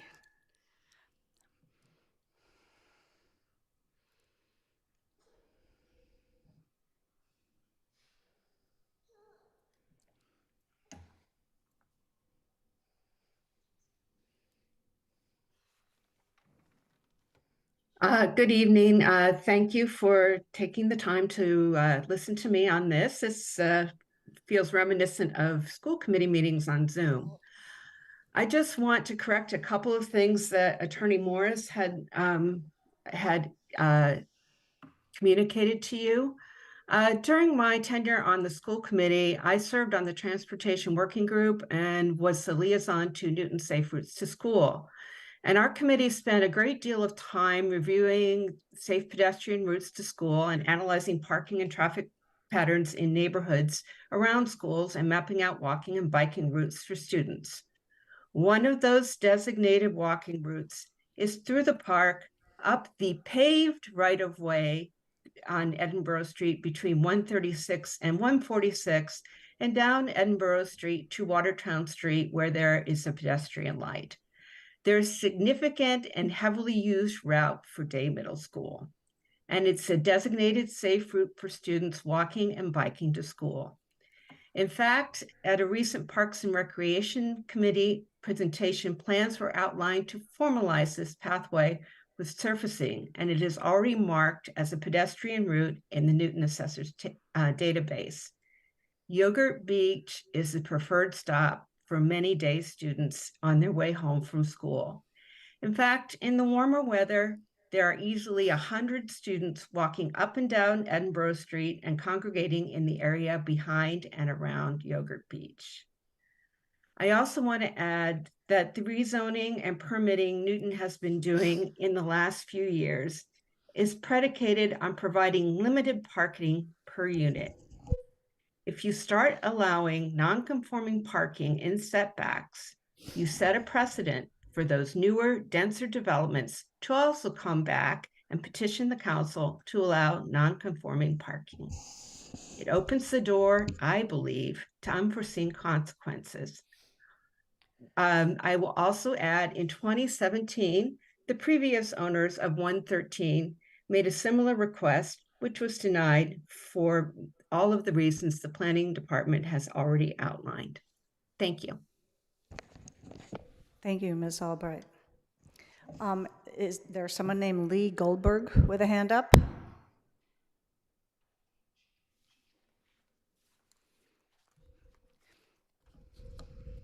That should come up soon for you, Ms. Goldberg. Hello, Madam Chair and members of the committee. My name is Leah Goldberger, and this is my husband, Alex Zaltzman. We are homeowners and parents in Newton. Our house shares a rear land border with the house in question, and we have lived here for nearly 4 years. We would both like to voice our firm and resounding support in favor of the creation of off-street parking for this residence. This residence is the only single-family home on the street, to my knowledge, that does not have its own off-street parking, which makes absolutely no sense. They're asking for one spot for their one family, when other single-family homes on our street and elsewhere in Newton have 4 or more. The result is that Bill and Julie's car is parked on the street, adding to the traffic our street cannot already handle. Let me tell you about Edinburgh Street. I'll be brief. It's a narrow dead-end street that attracts traffic due to the Yogurt Beach frozen yogurt shop, the Boys and Girls Club, the shortcut path Matt mentioned to Albemarle Field and Day Middle School. It's always full of children, as Ms. Albright mentioned, both walking and on bicycles. Our street is not equipped to handle the current traffic that passes through it. All additional vehicles driving into and parking on the street create congestion. The vehicles have limited ways to safely turn around, either driving to the end of the street and back again or turning in someone's driveway. Both options not only lower the safety of the street at the current traffic levels, but both turning vehicles and those parked on the street could impede an emergency vehicle from rapidly addressing a crisis. My primary interest as a Newton resident and parent is to keep the immediate streets around my residence as safe as possible. All considerations other than safety should be secondary. Getting even one car off the street and safely into its own driveway to lower congestion is a win in my book, and I therefore advocate strongly for the off-street parking for this residence. I honestly have not heard any convincing arguments from where I sit against the creation of this spot. And so from where I sit, when we see our neighbors trying to make the neighborhood safer and their own lives happier and more convenient at what I see as no negative cost to anybody else, I believe it's our duty as neighbors to support them. The spirit of this support is one of the primary reasons we live here, bought property here, pay taxes here, and are choosing to raise our son and the twins we're expecting later this spring in Newton. Thank you for letting us contribute to this council meeting. Thank you very much, Ms. Goldberg. Any other member of the public like to speak? Yes, sir, come to the microphone.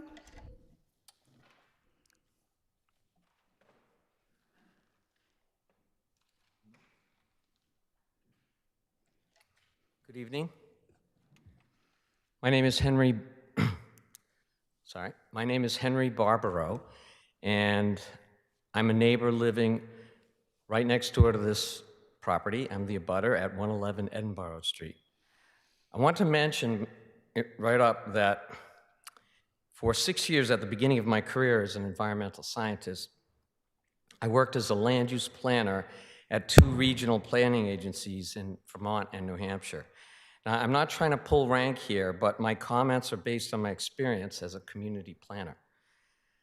When I worked with planning boards, we would judge land use changes on their merits, on the configuration of the subject property, surrounding structures, and the neighborhood, rather than consider the personal circumstances of the applicants. We knew that property ownership could change hands at any time. So my comments are not directed at the applicants, Bill and Julie. My comments are about the proposed parking stall and how it will adversely affect the neighborhood and especially my property, in addition to creating a safety hazard.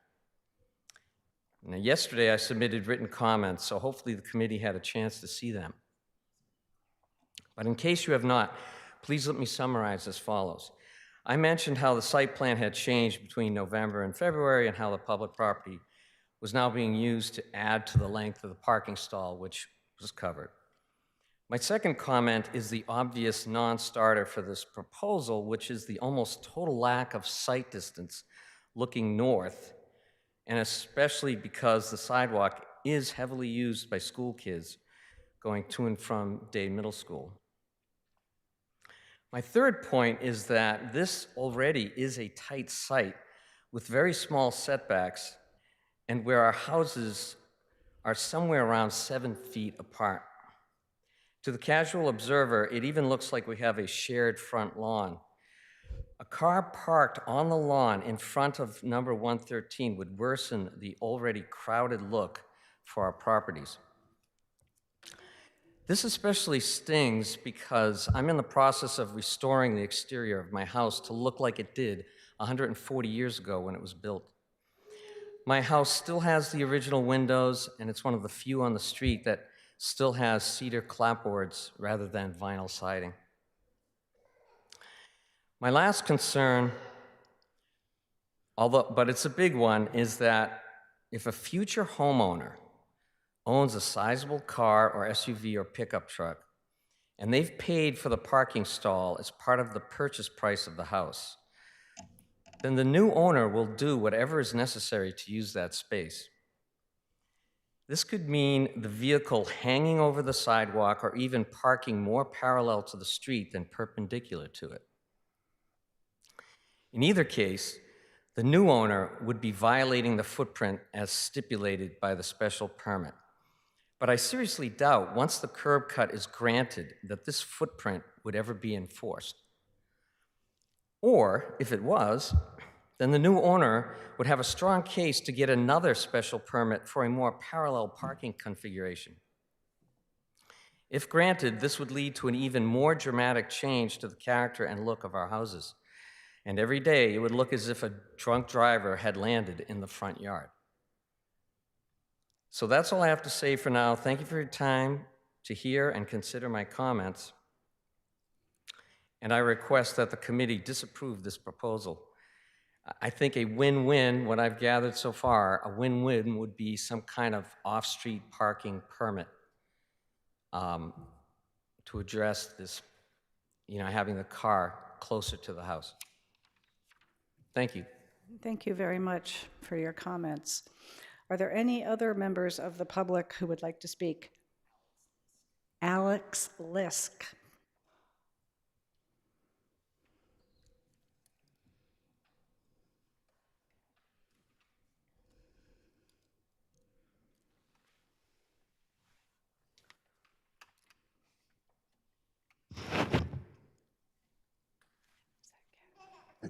Hello, Madam Chair, can you hear me?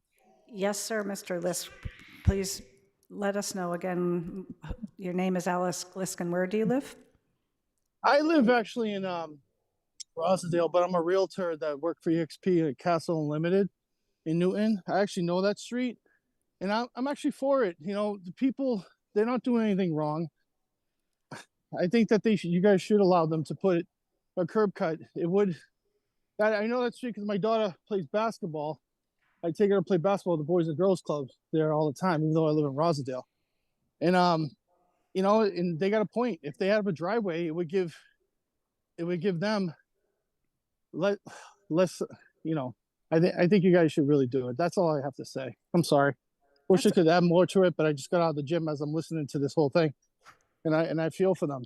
You know, no, every other house has a parking space, and you know, some are even abutted with two, you know, side by side or behind, and they're just asking for one spot. And they definitely have. They showed and they prove the fact that they do have the space, and it doesn't even, you know, well, for the access for the sidewalk would it give any problems to anybody else walking there. So, you know, I just want to say, you know, I hope the board would give them the approval. That's all I have to say. Thank you. Thank you, Mr. Lisk.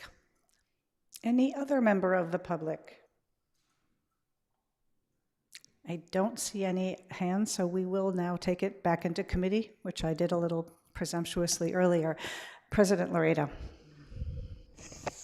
Thank you, Madam President. So this project to me represents a very difficult choice on our part. Let me start off by saying, as a general rule for anyone who's followed my thinking on land use over the years, I strongly try to help wherever possible individuals who are trying to do something with their homes. We want to encourage families to make use of their homes in a good way. We want to help them out.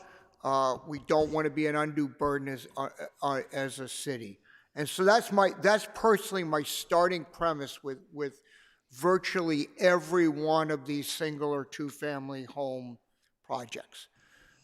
However, I am also quite cognizant of the fact that no matter how good the folks are who are coming before us, we are not, as a body, supposed to be considering the individuals involved, but rather the land use issues. And so there's a tension there.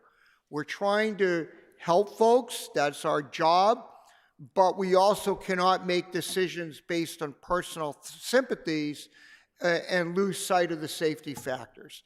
So here's what's troubling me, and I'm not going to, frankly, I'm undecided, and I want to hear what my colleagues have to say. But we are told that it's, 16 feet from the absolute edge of the house to the edge of the property line? Is that right? Kat, could you confirm? I had there were questions between being 15.3 or 16 or 16.5. And you're not sure which one it is? I am sure. The number on the plan includes that 16.5 feet, but that includes land that is not on the property. Well, that's my point. I want to just include land that belongs to the petitioner. So that's 15.3 feet. All right. So that's 15, and that's to the absolute edge of the house, correct? Yes. So, I mean, you know, I know I park in my rather tight garage space, and even there, I still am not going to be hitting the wall. I have to leave at least a couple inches, 2, 3, 4 inches or so, just so I don't, you know, crush a fender or whatever. And I think we all park like that, okay? So, therefore, we have a real safety issue, it seems to me, because we have a vehicle that, most vehicles are more than 15 feet, say it's 17 feet that someone's parking in, and these folks might have a compact car. I don't care. We're not going to, in the future, call the police department and say, guess what? There's somebody parked 2 feet onto the sidewalk. A, the neighbors don't want to do that. B, our police department is not going to go out there and enforce that, but it will be a public hazard. And so that's what I'm concerned about, colleagues. And I again, want to hear from all of you, but it seems to me that in all likelihood, this vehicle, any vehicle that's parked there on a regular basis will be impinging upon the public sidewalk. And I'll remind you that when we've approved parking within a setback, and we've done that on multiple occasions, with good cause, there usually is some buffer between the end of the parking space and the sidewalk. Maybe a foot, maybe 2 feet, maybe 3 feet. But there's something. So here we're really allowing a very significant portion, or would be allowing a very significant portion within the sidewalk. But I say all that with a tremendous level of sympathy and concern for the ability of these folks to be able to park. One other thing I'll say, and Mr. Morris, you can answer this for me. When your clients bought their property, I presume they knew there was no parking, correct? Is that right? Please, I just want to, I'd Yes or like to no? know that. I think that's a simple yes or no. Well, it's a bit more, because when we bought the house, we were led to believe, excuse me, when we bought the house, we were led to believe that we could apply for a permit for parking. It was naive of us to not look into it further, but it was our intention, thinking that we could apply for a permit, and our realtor told us not to do Well, I it too don't- soon because he would think we were flippers. I don't know who would have told you that. I don't want to impinge upon what you were told or by whom. But I'll leave it at that. It had no parking at the time, and I think that's a fair statement, right? That's correct. Okay. All right. I'll leave it at that. Again, you can tell by my comments, colleague, that I'm trying to figure this one out, and I want to hear what everyone else has to say. Thank you. Thank you, President Laredo. Mr. Swartz, from what I understood, the previous owners had applied for a special permit for parking, were not granted it, sold the house to you, who I had heard you had been informed there was no parking, and perhaps this is the process. They meant applying for a special permit, which is exactly what you're doing. But, okay, so question asked and answered, I think. Thank you. Councillor Farrell, I believe you had your hand up next, or not? Not yet. Councillor Albright had her hand up yet, but I'm going to try and just keep it in committee first, if that's okay. Councillor Lucas. Thank you, Madam Chair. I agree a lot with what Councilor Laredo had to say on his analysis on on the parking stall and general land use policies. I also do want to add the fact that Yogurt Beach is at the end of this street, or the beginning of the street, at Edinburgh and Watertown Streets. And behind the Yogurt Beach, which is very popular for students and residents who live in the neighborhood, there's a small, I'll call it a park, where they have picnic benches, which I have seen on multiple occasions, children and families enjoying their yogurt on a fine summer evening in the shade. So this part of the sidewalk, this side of the sidewalk, does get a lot of foot traffic. And if we go down to the north of the proposed driveway, there is a fence, a white vinyl fence, whereas if pedestrians are walking on the sidewalk south towards Watertown Street, it will be difficult, very difficult, if the car goes in head first and they pull out in reverse. They will be unable to see the pedestrians walking on the sidewalk, and those pedestrians would be families and children. But when I look at the proposed parking stall in this petition, I look at the size, the spot, and the location. The size is, I think we heard from planning, 15.3 feet. 19 feet is required. The spot is in the front setback, and the location meaning this is near the front of the street. It's not the last home on the street if we were to continue north. So I look at the size, spot, and location, and I add up those three things together, combined with the fence that is there. It is a significant public safety hazard, and And then I throw in the fact that we heard from the direct abutter that if a new owner were to park a SUV or a pickup truck, it would definitely overhang on to the sidewalk. I did Google it, and the average length of a car is 14.7 feet. The parking stall is 15.3 feet, so we're talking about 6 inches tops. That's assuming if the car is parked all the way up and it's touching the house. They'll have 6 inches of wiggle room. That is not a lot of space. So if this parking stall was 19 feet, I would feel better. If this parking stall was not in the front setback, I would feel much better. If this parking stall was not at the location meaning the beginning of the street, closer to Yogurt Beach and near a park and a school, I would feel better. But you add up those 3 things together, and I cannot support this petition. Thank you. Thank you, Councillor Lucas. We'll come back to you to make some motions towards the end of all of this. Councillor Leary. Thank you, Madam Chair.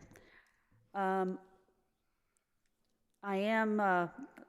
been here listening to my colleagues from Ward 7 and Ward 2, and I do understand and agree with their points. I'm not unsympathetic to the specific circumstances of the petitioners. I am sympathetic to that, but again, we're looking at this from a land use perspective. I'm also very concerned about it opening a whole can of worms because, of course, everybody would want more parking. This house came without parking. Parking has a value. And, you know, if you buy a house that has parking, the house will cost more. I am concerned about the sight line with that white fence as well, the busy area, and the fact that it's such a short driveway. And even if you go to the 16.5 using the public land, a mid-sized sedan can be easily 16 feet. Someone moves in with a truck, that's 19 feet. But more, opening a whole can of worms. It's been denied once before for good reason. I don't see myself being able to vote for this. Thank you. Thank you, Councillor Leary. Councillor Albright and then Councillor Block. Thank you, Madam Chair. So I first became aware of Mr. Swartz's problem. I looked in my email, and it was 6 years ago in last October. And he's the reason that I got involved in the overnight parking ban in the first place. And I tried to help him, and he told me that the person that he bought the house from told him, yeah, to get a permit, you have to call Councillor Albright. So that's how I first met Mr. Swartz these many years ago. A lot of influence, but so far, not much has happened. So a couple of things I want to say. First of all, if you go to the street, which I guess most of you have done, you'll see that there's tandem parking at many of these properties, many of these duplexes. And the last car in is exactly in the same position that this car would be in his property. Exactly, right at the edge of the lawn. So there's no difference between those cars that are parked tandem and this situation if we would grant it.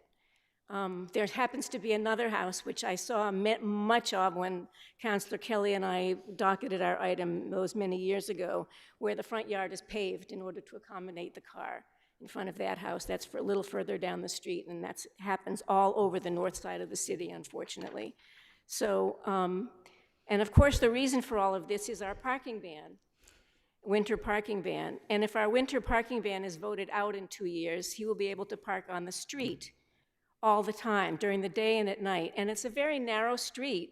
And we are all better off if that car is parked on the property instead of on the street. So think about it from the safety perspective of that car always being on the street. And frankly, it can be on the street 8 months out of the year right now, during the day and at night. So you'll be solving a problem of a car that's on the street in a narrow street. at the edge of at the opening to that street onto, is it Watertown Street? I like the fact that he's planning permeable pavers, and so that it's not your typical driveway. In my neighborhood, I live in sort of over there, it's sort of, there's hilly behind me, and I note that everybody has a driveway, and everybody has a long driveway, but many of their driveways go down the hill. So what most of the people who live on the hill over there, Grove Hill Parkway and Lakeview and all of the hilly areas over there, they park their cars right at the edge of their driveway over the sidewalk all the time. And nobody says anything to them. It gets it off the street, but nobody cares that it's parked on the sidewalk so that they don't have to go down a hill on a snowy winter's night. But, you know, this is what's happening all the time in this city. And this is a person who's trying to solve a problem for the neighborhood, for himself, for his family. And I really think it would be, I should also say that the last permit was for 2 parking spaces, which was denied, and this is for 1 parking space. It fits in the yard without going over the sidewalk. And I understand that we can't put a deed restriction in that restricts the size of somebody's car in the future. But the people who are parked tandem do have small cars. If you go to that street, you'll see that that's what they're doing because they don't want to park over the sidewalk. I hope that you will rethink your negative views of this particular petition. You'll be doing everyone a favor to get this car off the street and into the property. And they can park it there 8 months of the year. This way they'll be able to get it off the street all year. So let's see if there's anything else that I wanted to say. I'm sad to hear that my colleague from the ward is going to make a motion against this property. But even if he does, I'm hoping that most of you will vote for it because it solves more problems than it causes. Thanks. Thank you, Councillor Albright. Councillor Block.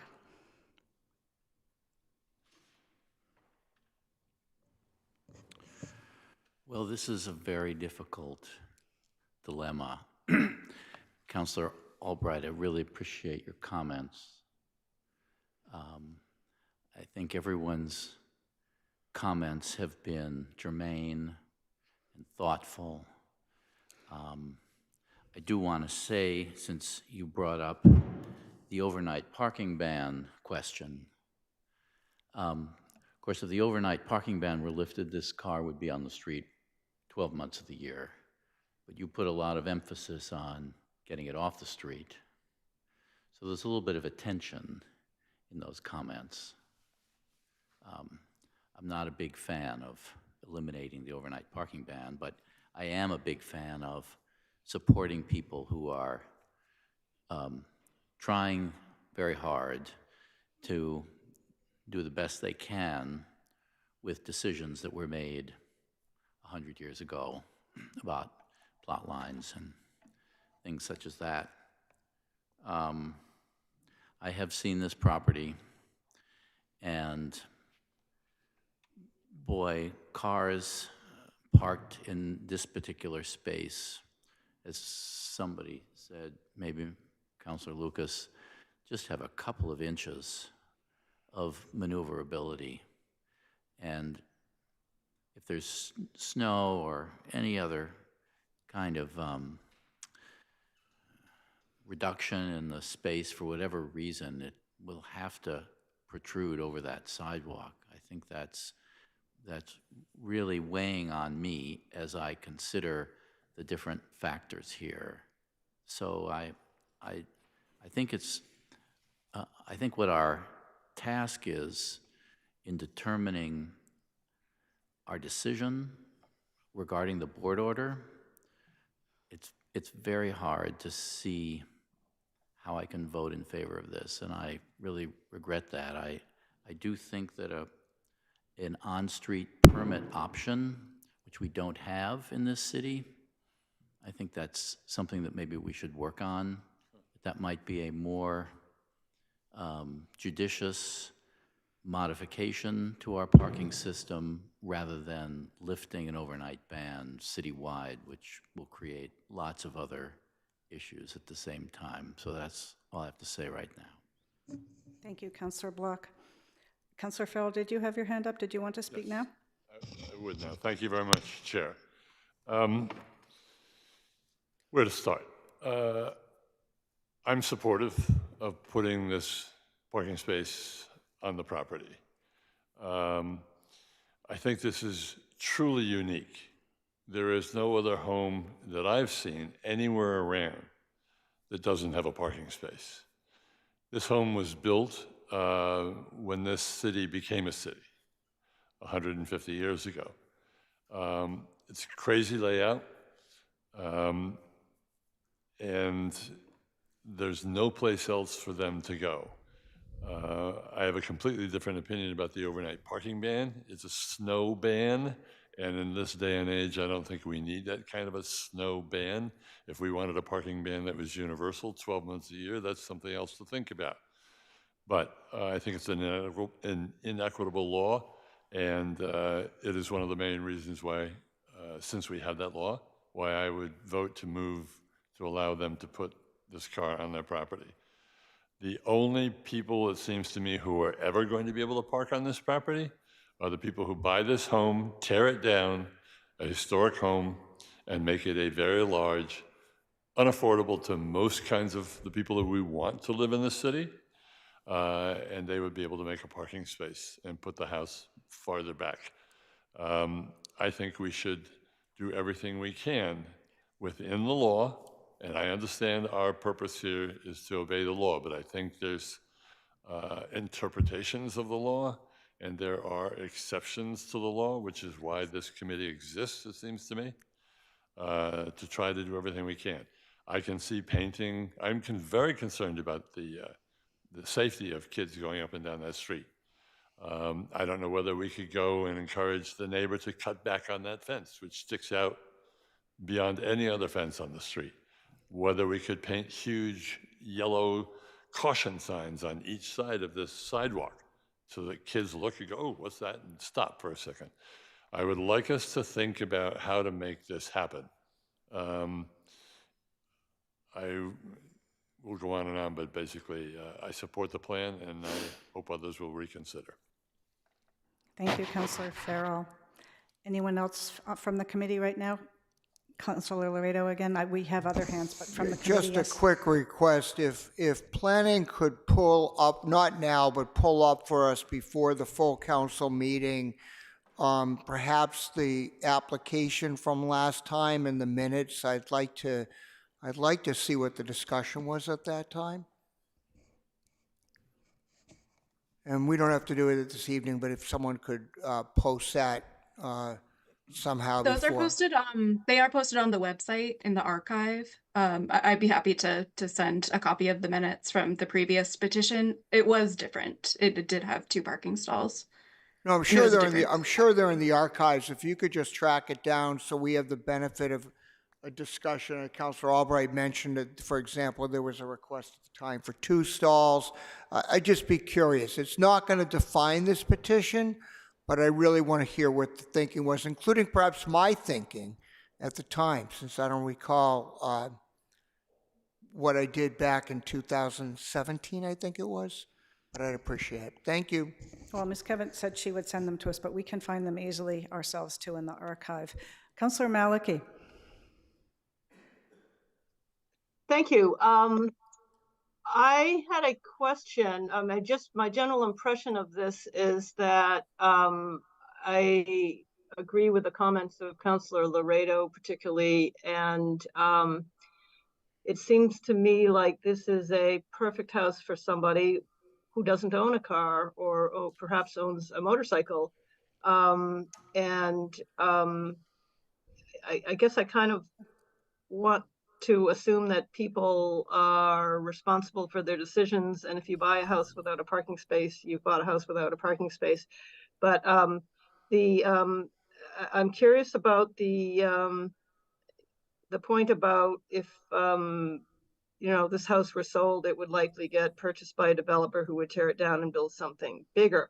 Can somebody from law or planning tell me this is it doesn't meet any of the dimensional requirements for a buildable lot at, you know, 3,250 square feet of land and the 25-foot setback. If anyone were to tear down this house, what could they actually do on the lot?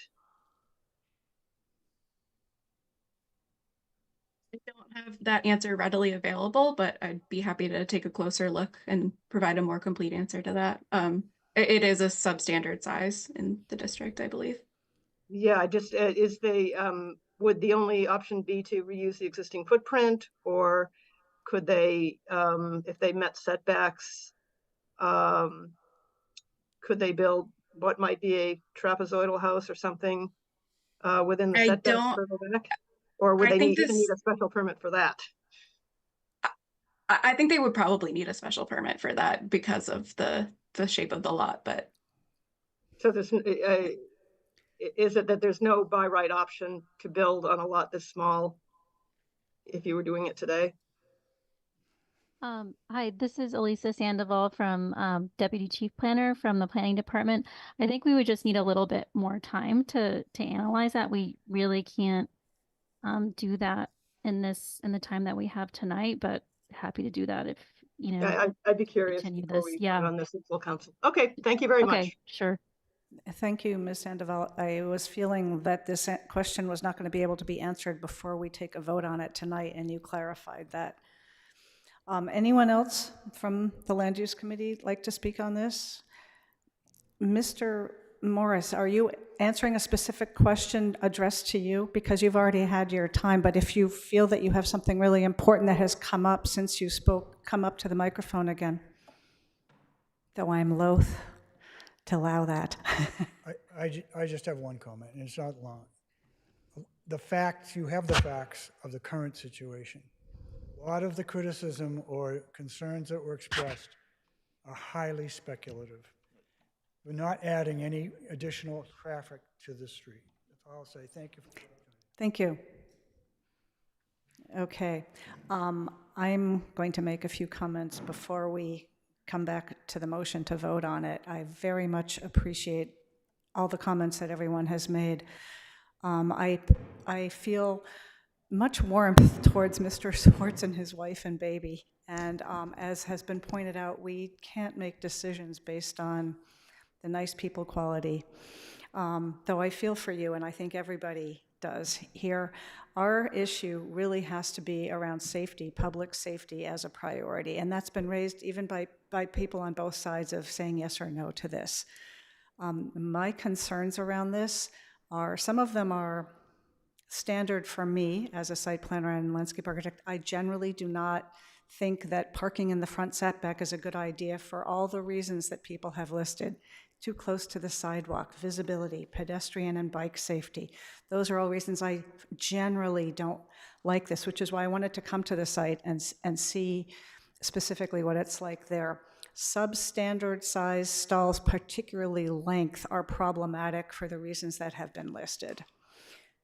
That fence on your neighbor's property really blocks visibility in a way that scares me. If you are parked, somebody else had pointed us, if you are front in on this perpendicular parking spot, you cannot see if somebody's coming down the sidewalk before you're already out far enough to hit them on the sidewalk. That concerns me.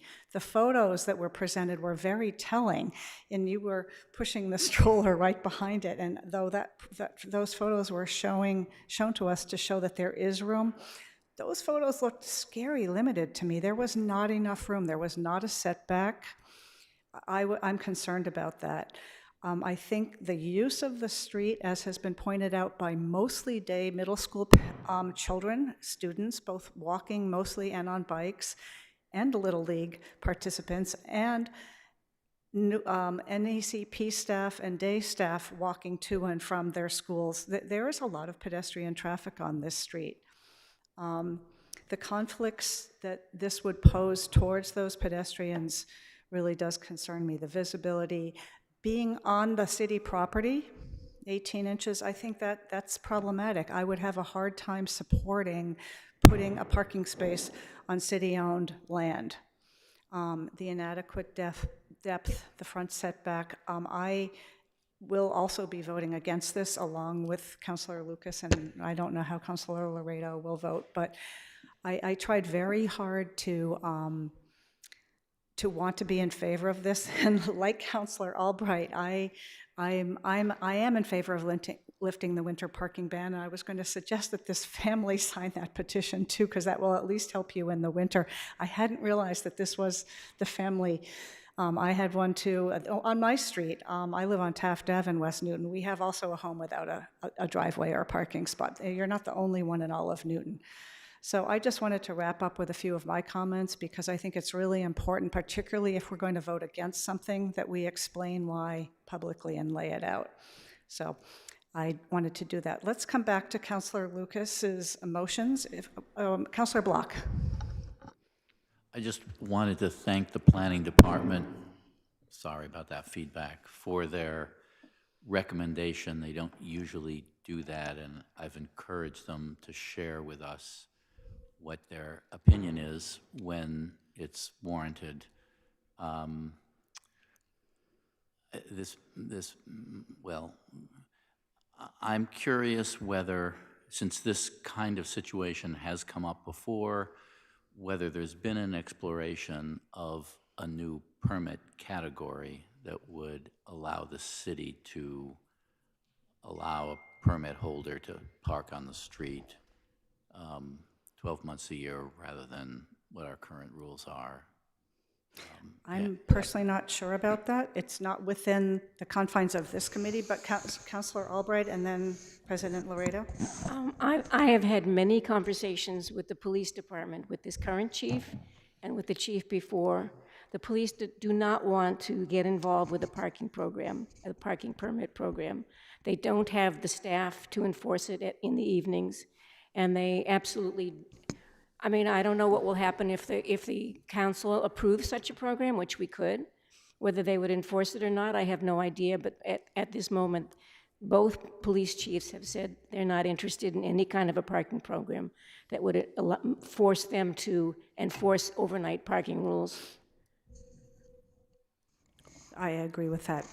But So yes, let Councilor me Laredo. just add, it may. Yes, Councilor Laredo. Just add in addition to what Councilor Albright said, I think she's absolutely correct that it's not just that the police don't want to enforce these things, but they, if any of you have not attended the program the police department is running called Dedication to Community, I just attended this afternoon, it was fabulous. But one of the issues raised there was, what are your police officers going to be focusing on? And dealing with things like parking enforcement is taking them away from other opportunities. So there's a whole nother discussion, Councilor Block, I think we could be having about non-police officer, other types of enforcement mechanisms for things like parking, just like we have parking control officers in our city lots during the day, but that's a much broader discussion. And as I think you're aware, the Public Safety and Transportation Committee is going to be taking up an array of potential alternatives, given that the parking ban is on the ballot, to at least think through what types of overnight parking situations we're going to be having. That's a discussion I anticipate that committee is going to be having probably over the next 6 months to a year. It is not an easy discussion with lots of different pros and cons and difficulties associated with each alternative, but it is going to be discussed and it is going to at least be attempted to be addressed. So thank you, Madam Chair. Thank you, President Laredo. Let me understand where we're going to go with this, because as Ms. Kemet said, they have prepared 2 potential council orders. Councilor Leary? Thank you, Madam Chair.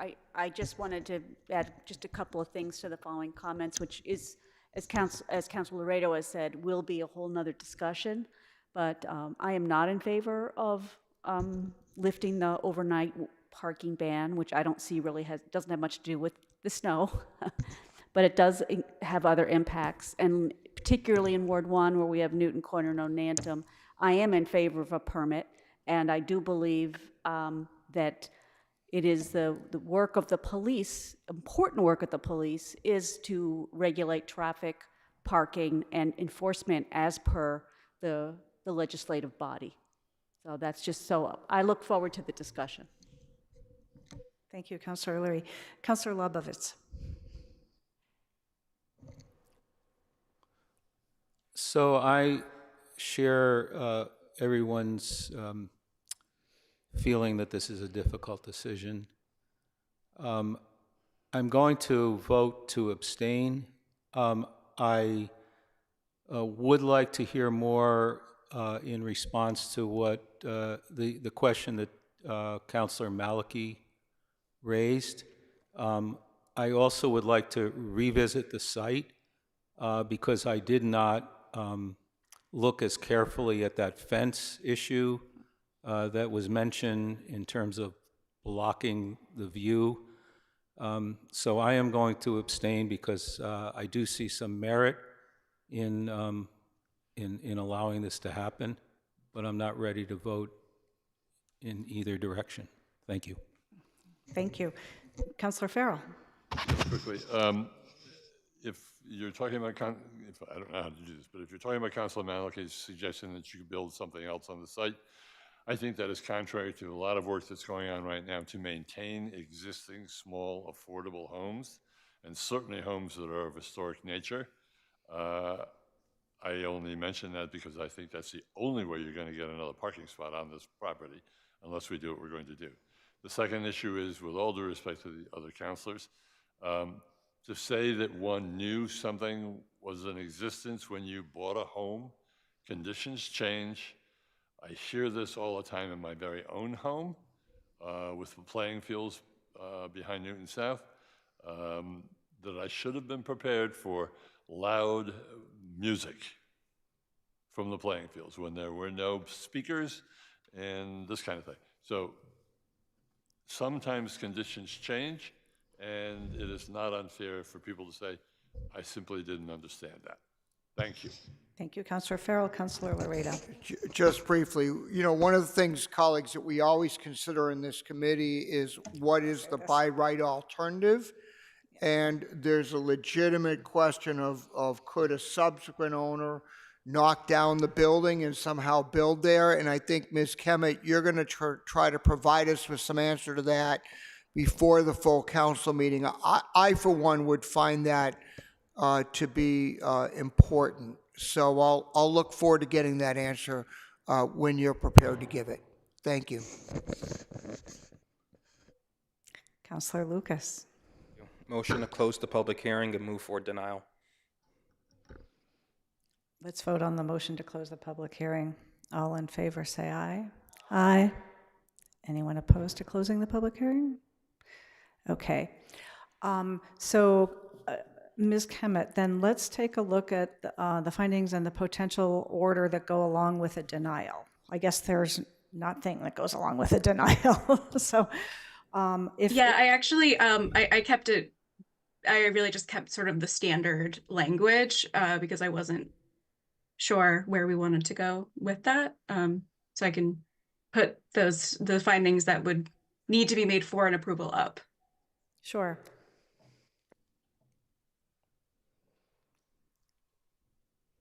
And we'll see where this vote goes. Councilor Albright? Oh, excuse me, one moment, Ms. Kemet.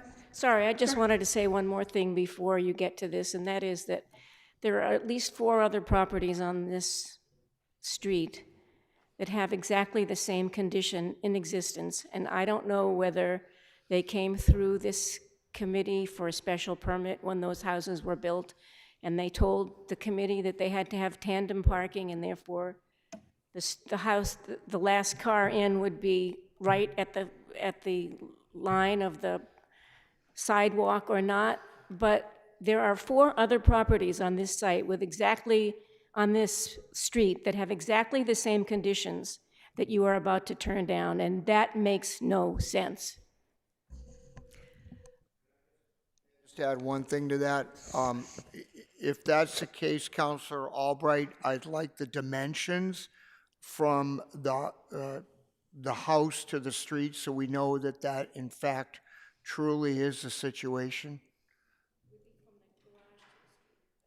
Well, I mean, if there's a measurement there in the plan, and you have particular properties that you have identified, that should be something from the city records that you can provide, because I'd want to be, I don't doubt that there's tandem parking, and I don't doubt that it's close, but before we go and say it's exactly the same situation, I think we ought to have precise measurements.